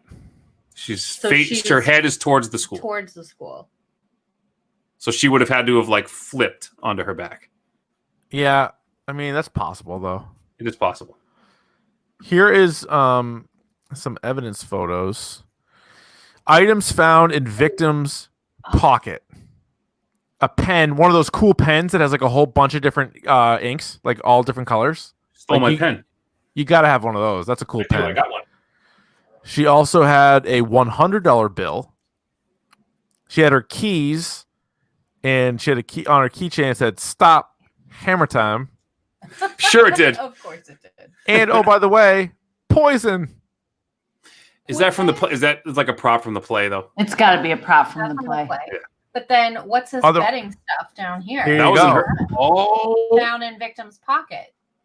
Talk to Joey, see what he says. she's got points. Look at that. She's got Now, can we points see- up and down the board. She's got She was winners. She's playing- got all these different games. And again, this is just confirming to me that what Jamie, we don't have any other options right now. Could be something else. But based on the information we have, Jamie was going to expose, because she's an investigative reporter. She had info on both Johnny and Joey. Definitely Johnny. But Okay. she was going to really talk to Joey. And it's all about them betting on games, including games that Johnny plays in. And look at the last one. Fumble per quarter. Yep. So this is Johnny. So these were all the games that he had, and it was they won them all, but it's also based on the spreads too. And they covered, yeah. They covered, and then there is fumbles by quarter. First quarter, 0 fumbles. Second quarter, 2 fumbles. Third quarter, 1 fumble. Fourth quarter, 13 fumbles. On the nose. So Steve is asking, do we know if those keys are actually the key to that room? But I don't think We don't think we know. know. Just keys. There's just keys in general. I'd assume that one of them is the. Yeah, my guess is it probably is a key to that spot, but it doesn't really, we don't know.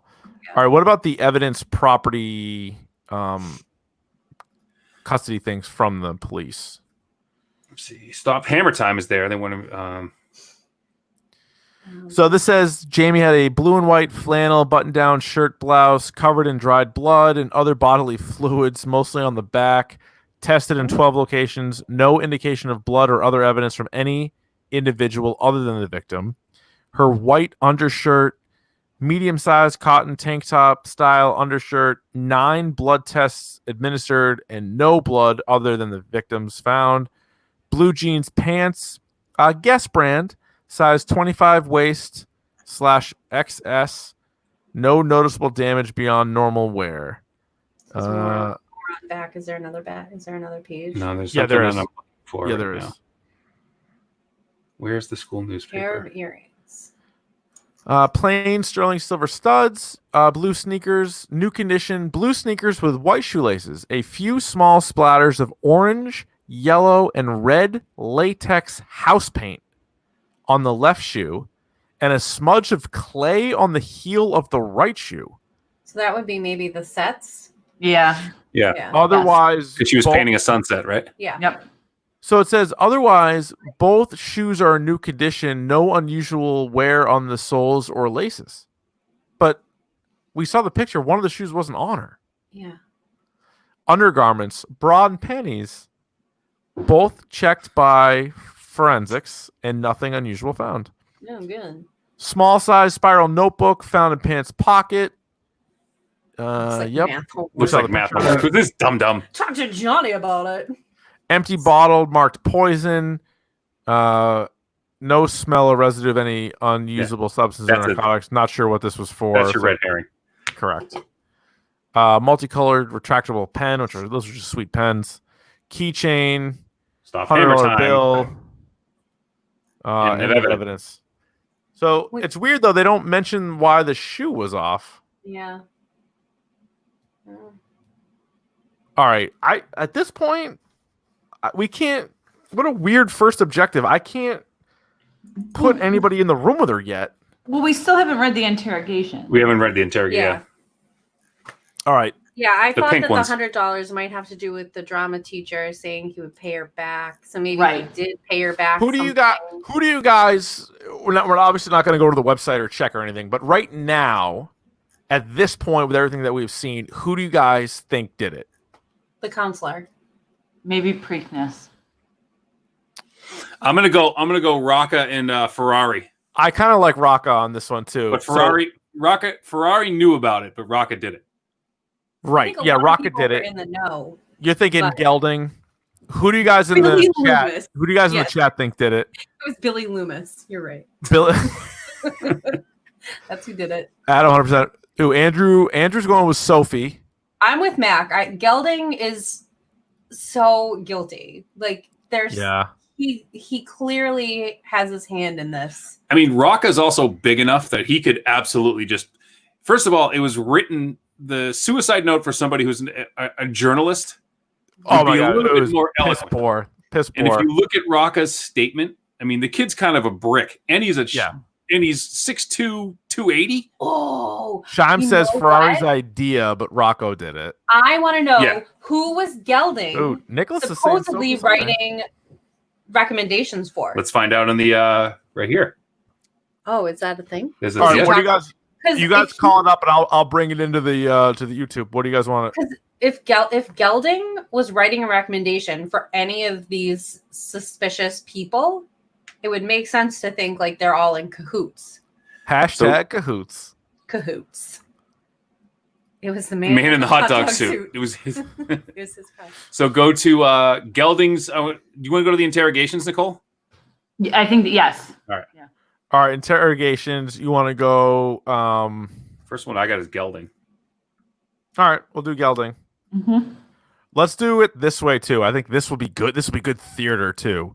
Let's do. Oh, let me get. Oh, this we're gonna up do. here. We can do like a read. Yeah. Okay. Who wants to be the Okay. detective, and who wants to be Benjamin Gelding? Can I be one of them? Of I course. don't care who. Okay, I will Okay. be the detective, as I am dressed as a hard-nosed detective. Perfect. Okay, I'll be Dr. Benjamin. Okay. Perfect. Please state your name for your full name before we get started. Dr. Benjamin Johann Gelding. Do you know why we brought you in here? Well, I assume it has to do with Jamie. I'm guessing you'd like more insight into her mental state. That's part of it. You're also one of a few people in the school who were not in the school photo taken when she died. It looks like suicide, but we're still investigating whether anyone was in the newsroom with her when it happened. You think someone was in the room with her? That's a shock. Well, I'm quite sure Joey Ferrari was the last one in the room because I spoke with every member of the newspaper and asked them. We've spoken to Joey. He was in the gym when it happened. Then I guess I don't know. Only the seniors had keys to that room. Craig Zimmerman, Joey, Marilyn Roberts, and Jamie. That's it. Well, Zimmerman and Joey are both in the school photo, and Marilyn took it. But we couldn't find you in there, Mr. Gelding. Or Dr. Gelding, sorry. Oh, doctor. I worked hard for that degree. Do you have a key to that room? Me?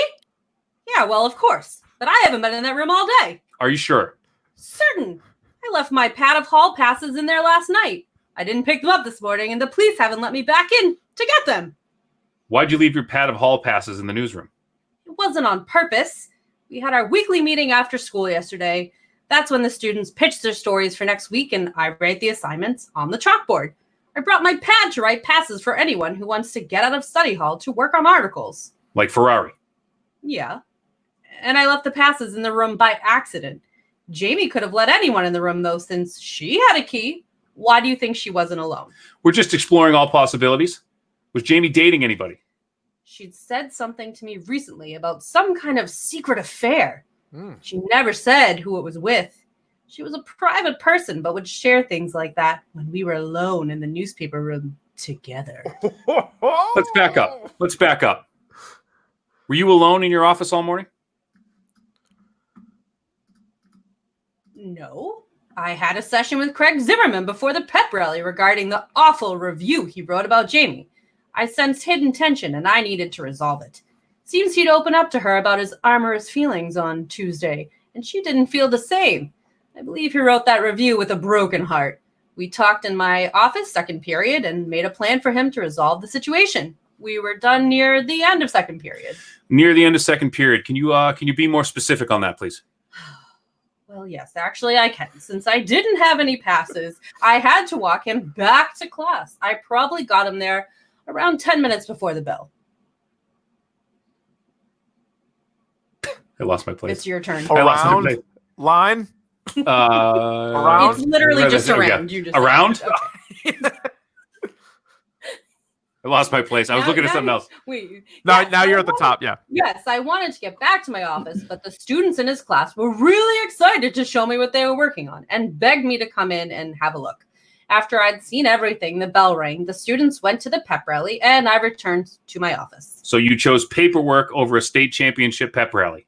Odd choice. I had letters of recommendation to submit before the weekend, and I wanted to leave early for the game. I was in my office until I heard the sirens, and then I went to the gym. Dr. Gelding, do you really believe Jamie Banks did this to herself? Sadly, I do. She was hiding a lot. Jamie struggled with bipolar tendencies for years. She'd been meeting with me every few months over the past couple of years for counseling. She confided in me that she thought about killing herself. I should have referred her to outside counseling, but I thought I had it under control. She was about to publish an expose in the paper. What was that about? She wouldn't tell me. Do you know? We're not sure. We think it's about sports betting. Well, that would explain her secrecy. I probably shouldn't say this, but Joey takes all the bets in school. He's known as the school bookie. Everyone knows we sort of just look the other way. Oh, yes, much like the character Damone from Fast Times at Ridgemont High. Yes. Sorry, I'm off book right now. That's not in there.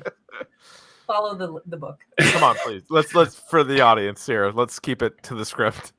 Don't you think it's suspicious for an investigative reporter to turn up dead just before publishing a big expose? I guess, but I also know about her bipolar disorder, so I don't have any doubt it was suicide. When you spend as many years as I have watching teenagers make one impulsive decision after the next, you realize sometimes nothing they do makes sense. That's all you guys have. If there's more, please let me help sort it out. I appreciate your offer to lend a hand, Dr. Gelding, but at this point, I think we're done here. If you don't have anything else to add, we can let you go. I understand. Well, please do reach out to me if I can be of any help. I will certainly do that. Thank you for your time, Dr. Gelding. Incredible. What a great scene. I'll tell you, I don't like this guy one bit. Or I guess as a detective, I do like this guy. I like him very much for this now. That bipolar nail. Keeps hitting that. No, you know? Adam. So I don't remember him saying bipolar in the original thing. He did. He did. You know, he did. Yeah, he did. Yeah. Yes. Suicidal ideation. I don't remember. No, but he did. Yeah, because I screwed up that word. But he did say bipolar. He did. Like you said, he would just basically said, well, we kept it in house because we were dealing with it. Yeah. What do you, Nicole, what jumped out at you from that? So, I mean, he seems to have all of his time covered up until the bell rang, right? And so I don't know if the constant references to, because the bipolar thing is problematic because he seems to be the only person that knows she was bipolar. And he seems to be the only one that was treating her, and he only saw her for counseling once every couple months, which doesn't, for somebody who seems as troubled as he makes her sound to be, right? That's problematic. But also, I don't know if that's like a red herring. Like he keeps saying that to throw us off, I know. Because he was with Joey, right? Or he had a session with Craig Zimmerman, and then he goes back to the class. And they ask him a bunch of questions, and then he goes back to his office. So I don't know. All right. Who do we want to interrogate next? I have a question. Yes. Do we ever see anything from the parents, or no? No. Nothing on parents. Okay.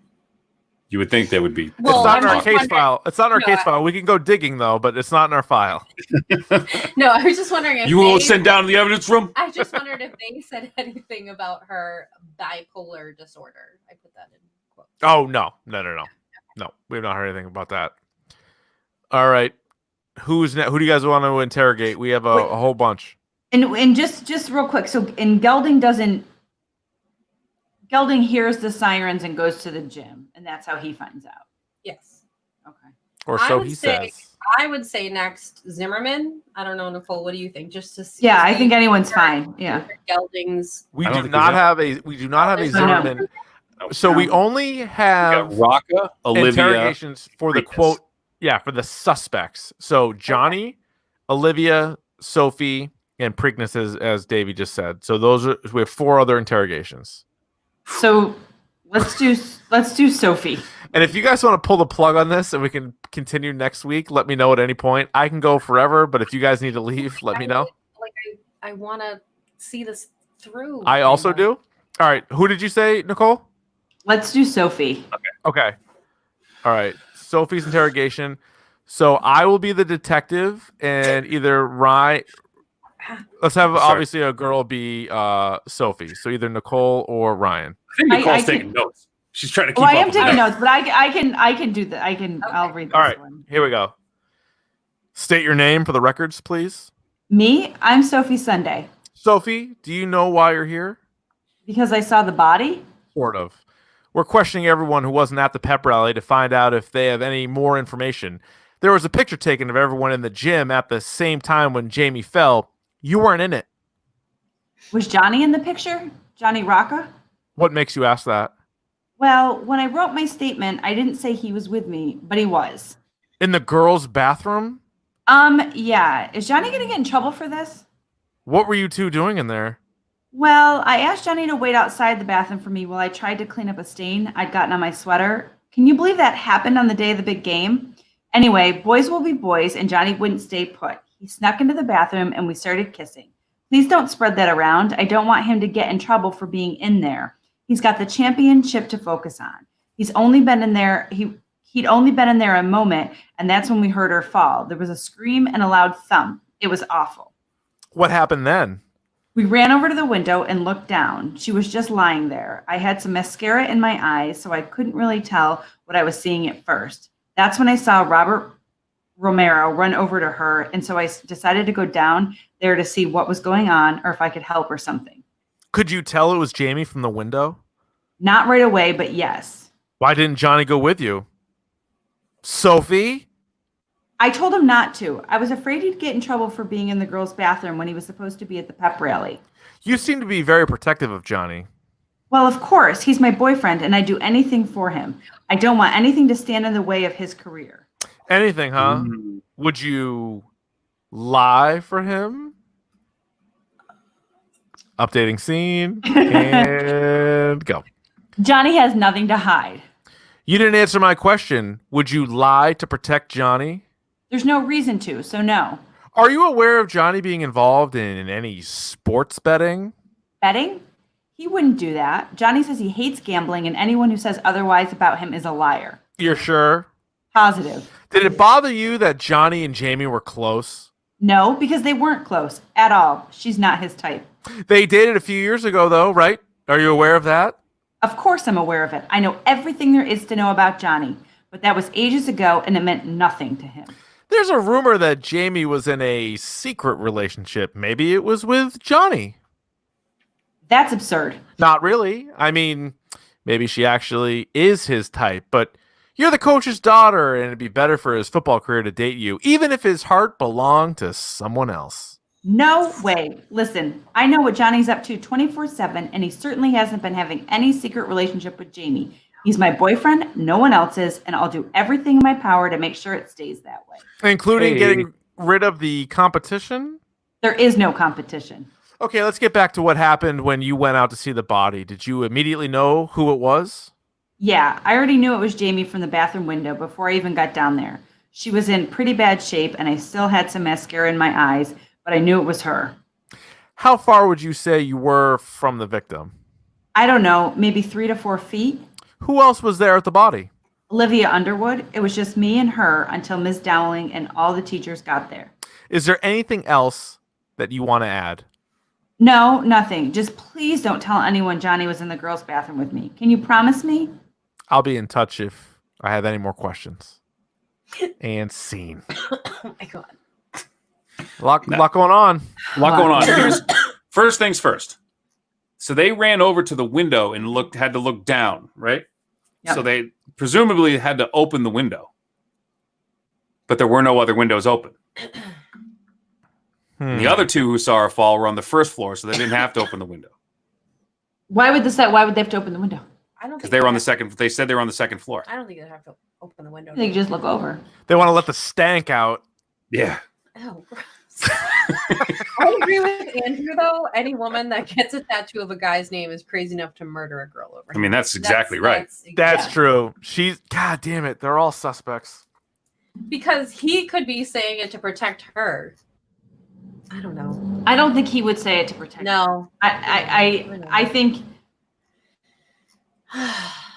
Yeah, I don't know. Do you want to see what Johnny has to say about it? Yes. Oh, of course I do. All right. Who wants to play Johnny? Who wants to play the detective? How about we switch me Johnny and you be the detective? All right. All right. Please state your name for the record. Johnny Cornelius Rocca. How well did you know Jamie Banks? We had a few glasses together, and we actually dated a few summers ago, but it didn't last. Did you get back together? Like in secret? You mean, like, did I cheat on Sophie? She'd kill me if she ever found out I was cheating on her. And her dad's my coach, so. You sound like Coach Steve. That's what I'm trying to do. Okay. Yeah. All right. I'm trying to do like an Italian Coach Sorry, Steve. okay. Right. That's Sorry. good. Come on. This is Miss Sunday. Yeah, Sophie Sunday. And I didn't mean it to sound like I would cheat on her. I wouldn't. I haven't. Sophie would do anything for me. And there's nothing going on between me and Jamie. Johnny, they took picture of everybody at the pep at the same time Jamie fell. You were not in it.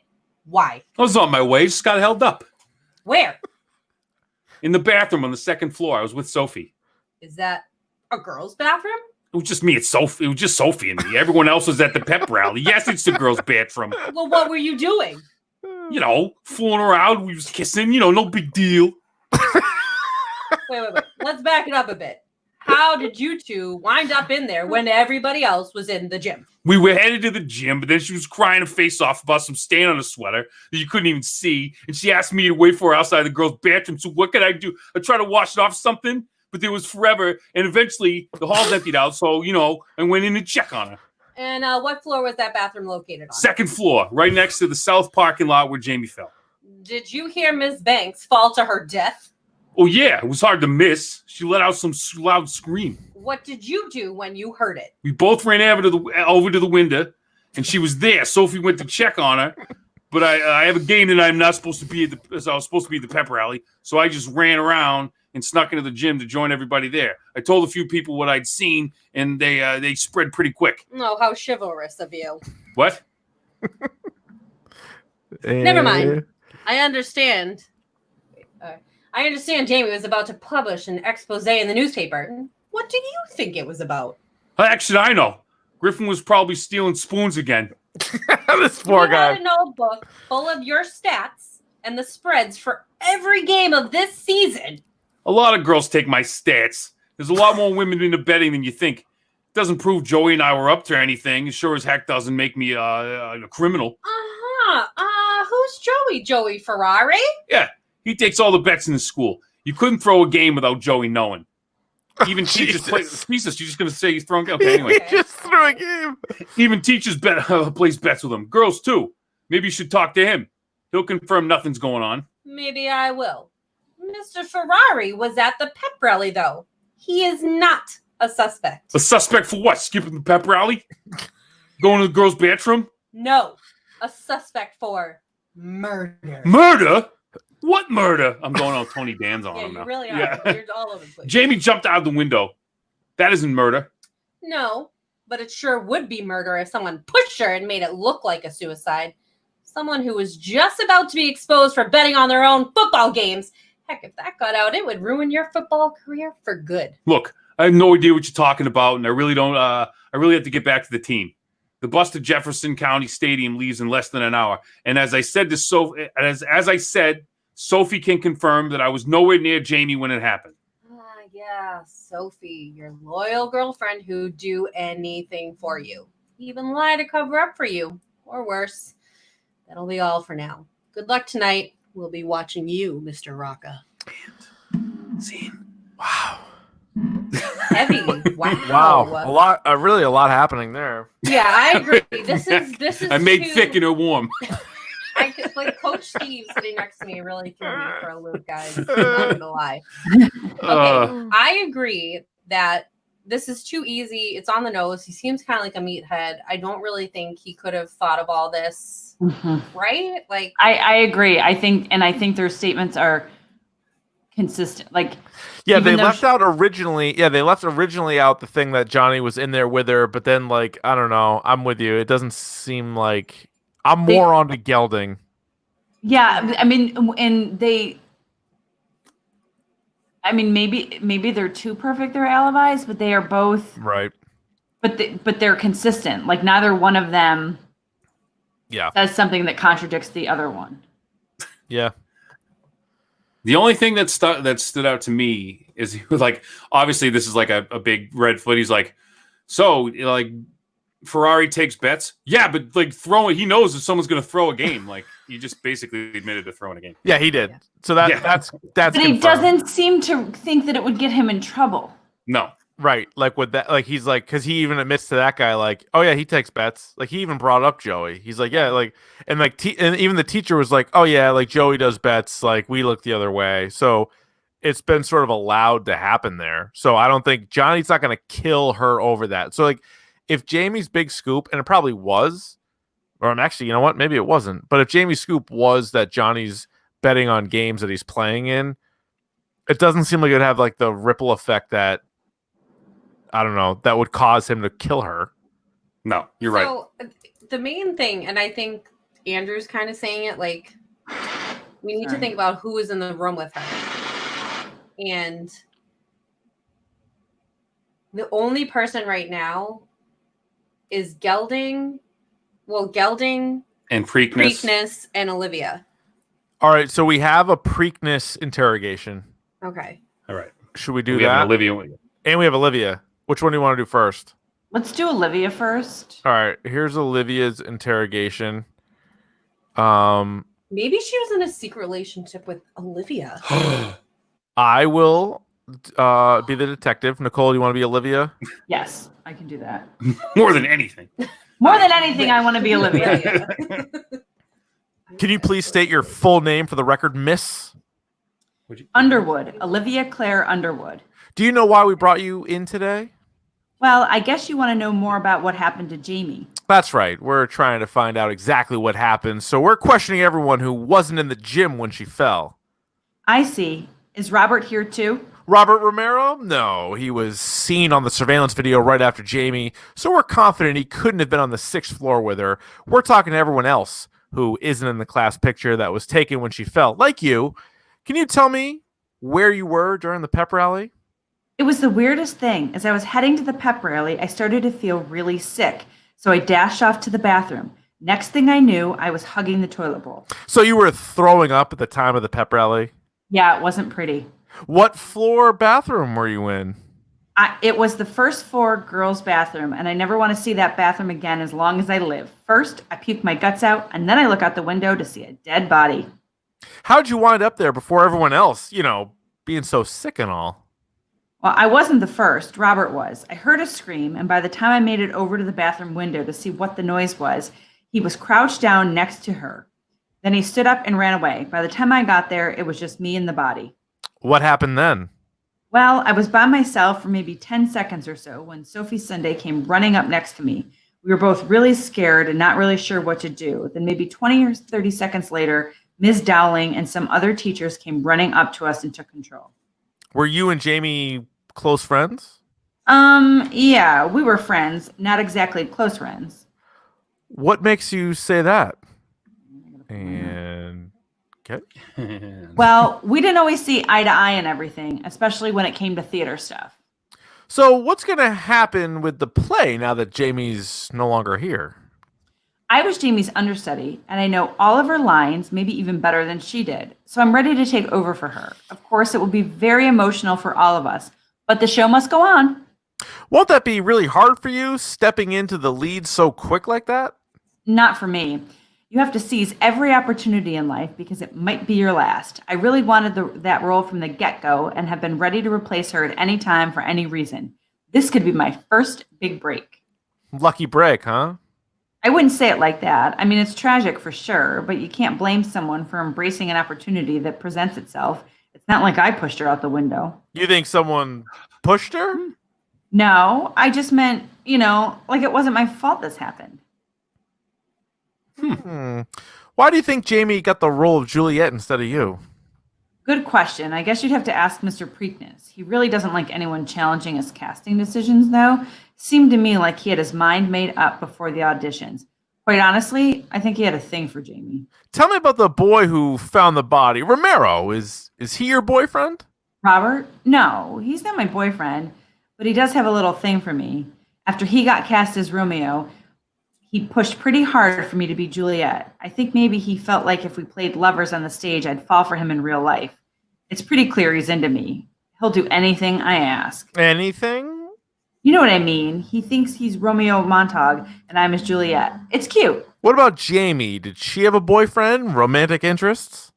I don't think so. I mean, she was pretty in her own way, of course, but she's one of those girls who was a bit too mature for the high school boys, I think. So how are you feeling now? Oh, sad to be sure, but I'm trying to see the bright side. I'm excited to have the lead in the play finally. I meant your stomach. Oh, yeah, I'm fine now. Thanks for asking. I think the whole situation shocked me back to health somehow. I didn't think about it for a while, and now I feel normal. Must have been something I ate. Quick recovery. That'll be all for now, Miss Underwood. All right. So to recap, Yes. Sorry. No, Olivia is sticking to her puke story. She was on the first floor bathroom. Yep. Right. She came out 10 seconds basically, and then Sophie came out, but she was there right after Romero ran away. Yes. Okay. But the key line in this is she says to the detective, it's not like I pushed her out the window. Okay. Right. What are you doing? Well, you know what? I kind of wonder if Olivia, I mean, I wonder if it's the poison is a red herring. I mean, do you think there's a chance Olivia poisoned her? And why she got so sick? Well, that would have been in the coroner's report, right? Wait. No. If Jamie poisoned Olivia. Oh. But I guess there was no residue in the poison. There was no thing. residue in it, and it didn't smell like anything. In there. I think it was just a prop. But Olivia saying it's not like I pushed her, we can't put Olivia in the room with that. No. Not definitively, no. Even though they're thinking that it was like a suicide. Well, actually, you know what? I shouldn't say that. They eventually ruled it a suicide. At first, they were asking people because they wanted to know. So, and I'm looking That's at the tough. thing right now. She says her name is Olivia Claire Underwood. Isn't Claire Underwood? What's her name's character from House of Cards? Yeah. Yes. Mm-hmm. Wow, pretty good. Just throwing that out there. All right, so we Okay, also- sorry. That's okay. I was gonna say, so that was Olivia's story. She was the understudy and the one crying. We also have Paul Preakness, right? Did we do him yet? Yeah. No. Oh, we did? Oh no, we didn't. No, No. we still have him. But Yes. Olivia specifically said something I was reading about her being too mature for high school boys. Oh. Right. Saying that Jamie was. Yes, kind Right. of implying. Okay. Interesting. All right. So speaking of not a high school boy, Paul Preakness, Psycho. who is known to be very close with the female students. Mm-hmm. Mhm. I think I have that blazer too. I'll be right back. Keep going, though. All right. Here is his interrogation. So if the Ryans Davey would like to. Would you like to be Paul Okay. Preakness? I don't have a good Paul Preakness voice on ready to go. All right. I'll think about it. You be detective, and I'll. Okay. Just let it come naturally. Okay. I'm gonna. Tongue in the teeth. I'm channeling tooth in the my lips. my creepy Here we go. teacher. Thank you for talking to us. Of course, anything I can do to help. Not even sure what to say. I'm still just devastated and really struggling at this point. Well, to start with, can you state your full name for the record, please? Paul Alfonso Preakness. You made that up. Paul, how well do you know Jamie Banks? Very well. I've known Jamie for the past 4 years, ever since she started acting in our productions as a freshman. That was also my first year of teaching here. I was fresh out of graduate school, so you could say we grew up together in our own ways. I watched her develop from a young girl into a mature, beautiful woman so quickly. I can't believe she's gone forever. Well, I would like to state for the record, sir, that I do not want you to look directly at me for the rest of this interview. So if you could just avert your gaze. Yeah. There was a pep rally for the entire school at the same time Jamie died, but you weren't there. Why not? I couldn't go because we had to fix an issue with the set before the next show on Saturday. The balcony where Romeo calls up to Juliet broke on opening night. We? Who else was with you? I was by myself. All the students were at the rally. I didn't really hear what happened until Robert Romero came by. Mr. Preakness, you were saying? Robert came by and told me she had jumped. It was truly such a shock. Okay, Mr. Preakness. So you were in the auditorium the whole time fixing the balcony from the Romeo and Juliet set. What was wrong with it? Well, it held up during the performance, but when we were moving it off stage during an intermission, a couple of our stagehands tipped it over, and the entire support structure needed to be completely rebuilt. Okay. How was Jamie's relationship with her understudy, Olivia Underwood? Jamie got along with everybody. She used to be really close to Olivia, but I think there may have been a bit of jealousy on Olivia's part because she really wanted to play Juliet. But I knew no one could fill this role the way Jamie could. What was it about her that struck you? And keep it clean here, Ace. Yeah, come on. Well, she's dead. let me think about how I can say this not creepily. Jamie got along with everybody. She used to be really close to Olivia, but You already read that part. I already read that part. Well, she was one of the most talented women I've ever met. She really had the character of an old soul. You'd easily think she was 10 years older than she really was. How old are you? I am 29. Interesting. Do you have any interaction with Jamie this morning? Yes. Probably regret it for the rest of my life. Why? What happened? This is just so hard for me. You see, I hadn't read Zimmerman's review and the voice, so I had no idea why she seemed down. And when I saw her stupidly, I didn't even bother to ask her what's wrong. I just handed her $100 bill I owed her for paint that I had bought, and I told her I'd see her later. Those pouty eyes she gave me as I walked away will forever be burned into my memory. Did Jamie ever tell you about an affair she was having? What? What are you talking about? Is that in the suicide note?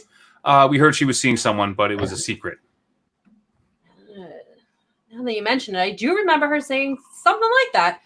During audition, she had said something about relating to the character because of her own forbidden relationship. Maybe that's why she was so perfect for the role. You know, a young, attractive girl with a full heart, struggling with a forbidden romance. I recall her saying she wanted to scream it from the rooftops, but couldn't, or something like that. Teenage girls say a lot of weird stuff. And so do you, subsequently. You say she was the perfect for the role, but I'm not doubting you. But why do you think she got such a bad review in the school paper? I was so angry about that when I finally read it. Hemingway once called critics men who watch a battle from a high place only to come down to shoot the survivors. I agree. I don't know what that jerk was thinking. It's so vulnerable going on stage like that. You pour your heart into performance and expose your soul. It's clear to me that Zimmerman is to blame for all of this. What he wrote about her performance was abhorrent and completely untrue. I have no doubt that's what led to her suicide. Not this secret affair. Well, I don't know. Maybe it was both things. Did you bring Craig in here? You interrogating him? He was in the gym when she fell. And writing a bad review isn't a crime. Well, it should be. Take it easy, pal. Is there anything else you want to tell us? Were you aware of any other relationships that Jamie was involved in? Other relationships?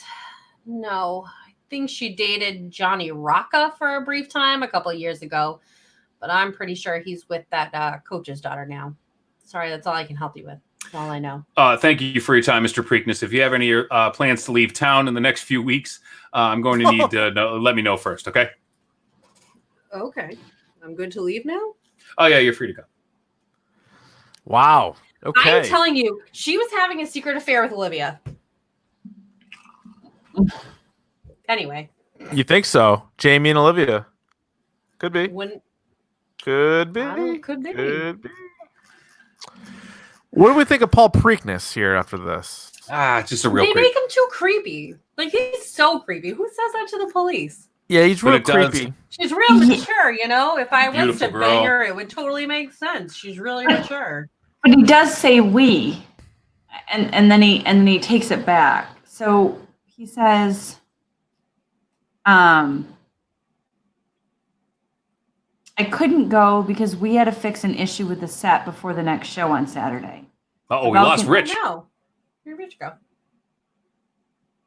But keep going. He'll Anyway. pop back in. Yeah. So he said, I couldn't go because we had to fix an issue with the set before the next show on Saturday.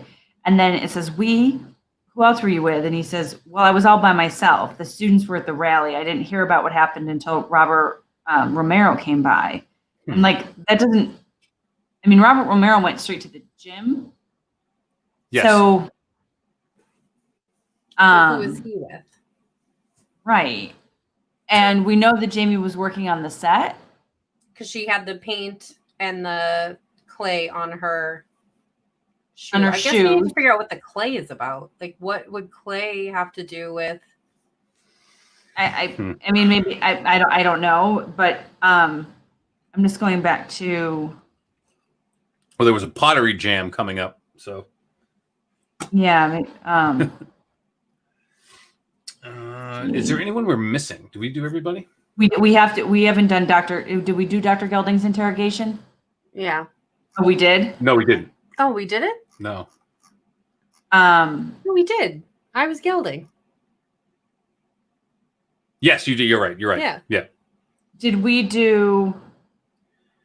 I'll go through. So we did Gelding. We did Rocca. We did Underwood. Or did we? Yeah. We did Olivia. Yeah, I was. Yep. We did Paul Preakness. Mm-hmm. We did Sophie. We Yep. did. Yep. Yep. And that's it. That's it. So we've done everything. So where was Done everything. the only person that doesn't have an alibi is Paul Preakness? Yep. Well, and what's his name? Gelding too, because he was in his office the whole time. Yeah, Gelding. He was, but he was with a student right up until 10 o'clock. Oh, yeah, he did walk the student back to the class, and the class showed him something. So he has that whole class. Yeah, he has a whole But, and then he went back to his office. So Preakness is the only one. So, but I guess, Preakness is the only one that no one saw him before. During Like- or after.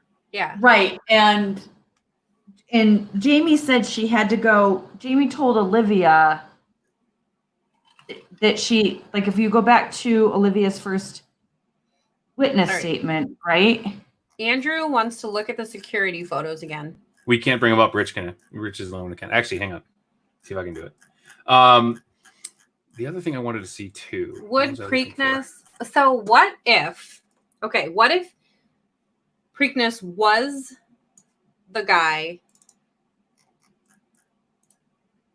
who's having the secret affair with her, and they were doing a set together, and then she was like, come up to the room, and then she opened the door and the two of them went in there.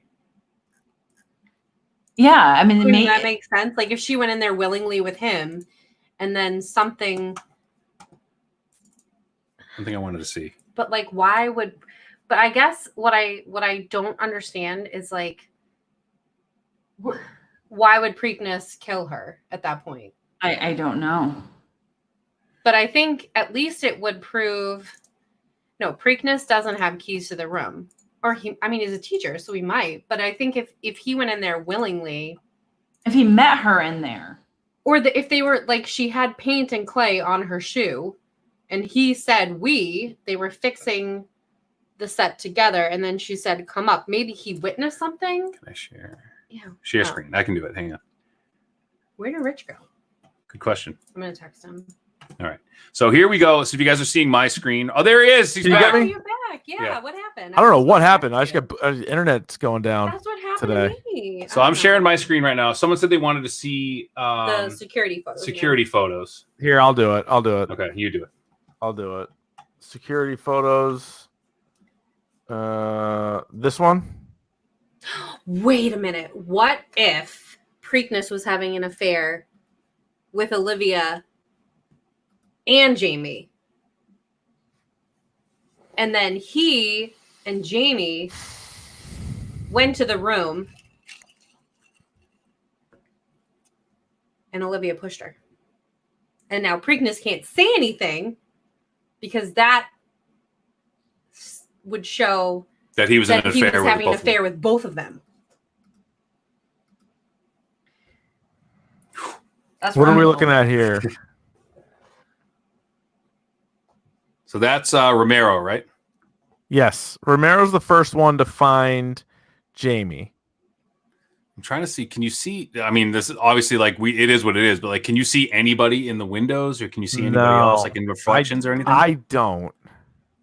But I'm assuming this is the first bathroom. floor. Yeah, good question. I don't. So wait, close the Hang on. Okay. I gotta do this. Because I'm just curious to see. Oh my god. So it does look like there's like a. Okay, so there's a ledge. Look, over the first floor, it looks like a ledge there, right? You see how there's like a support beam? Yeah. So if someone was on the second floor, could they have looked down and know it was her immediately? What do you think, Nicole? I don't know that they would make it that complicated because I mean, like if the ledge is there, she fell there. Yeah, I don't know. Yeah, I don't know. Yeah. I wish there was like they could show us. What about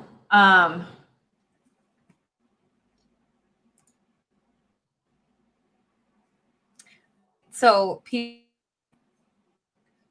but like, why would somebody have to meet her in the school in the room? Yeah, because that's what she said. Like in Olivia's first statement, she said she had to go work on something. She wanted to walk with her to the work. She wanted to walk with her to the pep rally, but then she said she had to go finish something.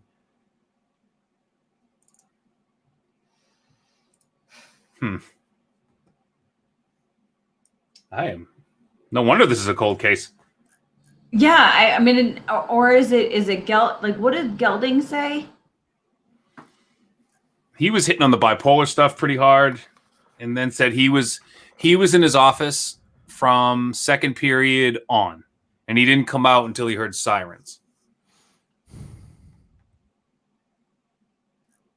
Hold on. Okay. They say someone's saying they aren't in the her same legs position. changed. Her leg, you can see it in the first. You can't see it. Her legs change in the third row. The shoe is off. I can't see how her legs change. So, okay. Which shoe is the shoe with paint on it? Was Preakness trying to take the shoe off that would prove? But her shoe's there. Right, but then... Yeah, but her shoe's not like off until the 9th picture. Her shoe isn't off, and I can't really tell in those photos. I can't tell, and my iPad died, so I can't... So can you see, if you look at the screen that we're in, see like there's 4 on the top, and then the next 4, and then there's the next 4, and then the next 4. Mm-hmm. And the first picture, nobody's there. And then 2, 3, 4, 5, 6, 7, 8 all look about the same. And then is it just me, or does 9 look like there's her like leg? She moves. She like moves position. Yeah, or all of a sudden you see like her shoe, like her shoe's exposed. Yeah. Yeah. Or does it get like thrown down? I bet it got thrown down. Yeah. Yep. Because like you said, it's not there, and then someone threw it down. And like, I mean, good toss because it's right next to her. Right. But it's, still, like you said, it's not there in the first 8 seconds. Right. Oh boy. There's a bad shoe in 9. Yeah, right here in 9. But it does in the first 8. But it's the not camera there. doesn't change. The camera's static. It doesn't move. So, and is that the shoe that has clay and paint on it? Because then it would be Preakness because he had been working on the set all morning. So someone made a good point too. There's your proof.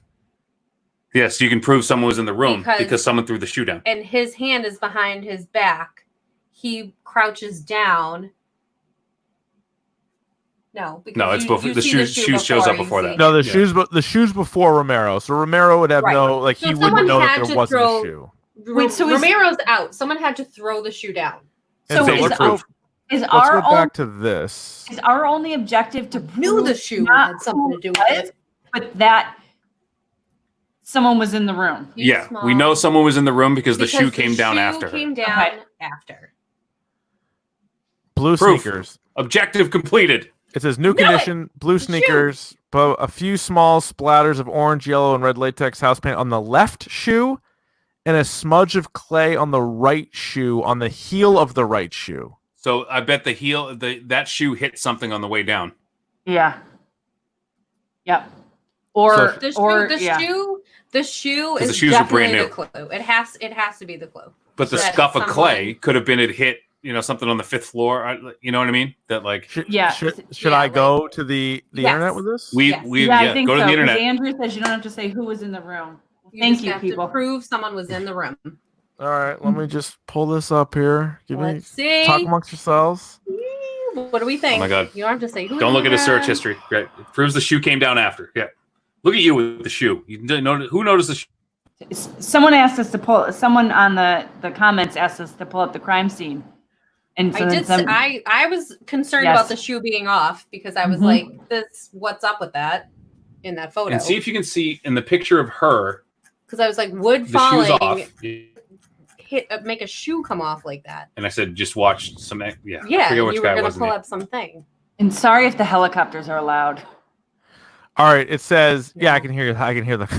Sorry, You can, there's. I Okay. can hear them. I'm in. Okay. I'm in DC, and they're all over tonight. Oh God. It says, Yeah. can you prove Jamie wasn't alone? Use this form to verify your answer to objective number 1. Which document on the list below proves Jamie was not alone when she fell? The security footage. Is that listed? What's listed? I think every single one of our documents. So let me just double check.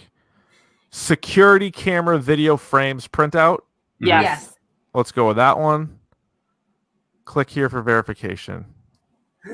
Which 2 frames prove Jamie was we're on not the right track. alone when she fell? So it would be 8 and 9. 8 and 9. All right. Do you guys have the? Let me put that back up because this is a big deal here. All right. So 8 and 9. 8 What and are the 9. times? What are the timestamps? 37 and 38. 37 and 38. Click here to prove you solved it. Great work. Yeah! You proved Jamie was not alone. You can now open the envelope A. Oh my God, I'm so excited right now, guys. Ogie, it's okay. Oh my God. My dog is very You concerned. guys. Should I open the envelope? Yes. Oh my Nope. God, Let's do- It's okay. This is this one. All right. I'm so Ogie, pet excited. the dog, please. Oh, sorry. I'm excited, Ogie. It's Dog's good. fired It's up. good. It's all right. Yeah. I can Oh my understand. God, guys. Ah. Woo! We should have gone into business. Oh boy. Woo, woo, woo. I got a few things here. I'm so excited. We did it. It only second. took 2 hours. two and a half hours. 2.5 hours. Yeah. All right. We're only on objective 1. Correct. These are bonus ones, though. We should probably no. We haven't solved anything. No, but these yeah. All right. We should probably pick this up next week or whenever. Yeah. It's 11. Yeah. I know. I'm Can we- so should we- excited. Though. Should we know what the objective is, or should Correct. we? Yes. Okay, We'll do yes. that. And I Okay. have a few things. I have the National Foundation for Suicide Prevention. There is a We have new documents. letter written by Linda Banks, Oh, okay, the mom. The mom. which I assume is the mom. Yep, it was. I saw it on the. So that's autopsy this report. here. Yeah. Yeah. I got that. I also got a little clipping here. That's for, So so I we're can- weeks ahead now. That appears Yep. to be your obituary. Yes. Yes. Yes. This is a wonderful stopping point, actually, because now I got to get And- my head around this. And objective number 2, just for everybody to, this is What is the it? cliffhanger. Find the lying suspect. Oh. One of the 5 suspects lied about where they were on the day Jamie Banks died. When you can prove which suspect lied to investigators, visit blah, blah, blah to prove it. All right, so we got to After go through the new identifying the lying evidence now. suspect, you can open bonus envelope B with additional evidence and find objective 3. This was fun. I'm going out on a high. You guys, I feel Good job. great. Great job, Ryan. Great job, chat. Nice job in there, guys helping out. Jordan, Great Matt, job, chat. Shime, Adam, the whole crew there did a great job. Good stuff in there. And so now I don't know when we'll do it, whether it's next week or later this week. Objective 2: find the lying suspect. Again, the suspects were Olivia, Sophie, Paul Preakness, Johnny Rocca, and Dr. Benjamin Gelding. We have 5 suspects. One of them was lying. Nobody can Google. No one Google it. No, don't No cheat. No, Don't cheat. cheating. Because if you come in with some hot conspiracies that work out, that's gonna be. I'm gonna turn off chat for a good portion of it. You got to play the game. So what we'll do next week or next episode, we can talk to you guys after. We'll figure out when we're gonna do it, and we'll sort of recap what happened in the first one, and then we will search for the lying suspect. God, I'm so excited. this was great. This is like radio, like old school radio.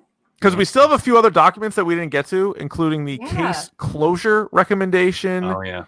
And that actually may have been it. And the 2 new ones. Yeah, we get 2 new ones now. Yeah, we have the letter and the obituary. I will scan these bad boys in. We'll read those. I wonder if I should scan because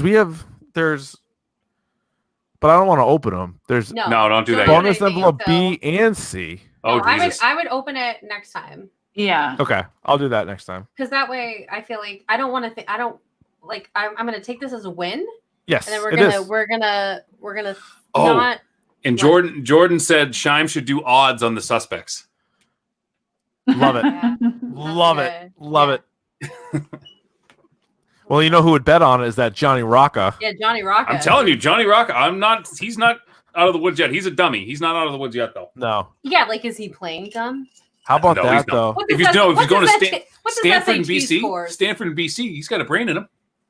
Yeah, but he's a football jock. Yeah. Yeah, I don't think it's a big brain. What a great job. Guys. Not the way I read him anyway. Real proud of us. Hey. Guys, thanks for joining us. I will I'll tweet out and we'll Instagram out when we do the next episode, whether it's next Monday or sooner or whatever. We'll figure it out. But that was great. Yeah. More murder mysteries here on the program. So Nicole, thank God you're here taking notes. Thank God. Yes, no kidding. And like keeping us in line but too. I couldn't even see the screen. I was like, I can't see the shoe. No. Yeah. But like keeping us focused was huge in this whole thing. I mean, we had 2 different internet interruptions at one point. That's how long the goddamn we had to get that figured was. out for next time. I got to run you a wire. Yeah. Although I don't know, I kind of like the chemistry of you and me being like this. Yeah. Okay. I kind of like. I like. Dude, it's reading nice the that my wife interrogations tells was me she likes sitting next to me. That's I enjoy the reading of the interrogations. The interrogations was a good time. Yeah, I like it. All right. All right. That's all. All right. We'll talk to you later. Thank you. Wombats. Bye. Have a good night. All right. Bye now. Thank you. Bye.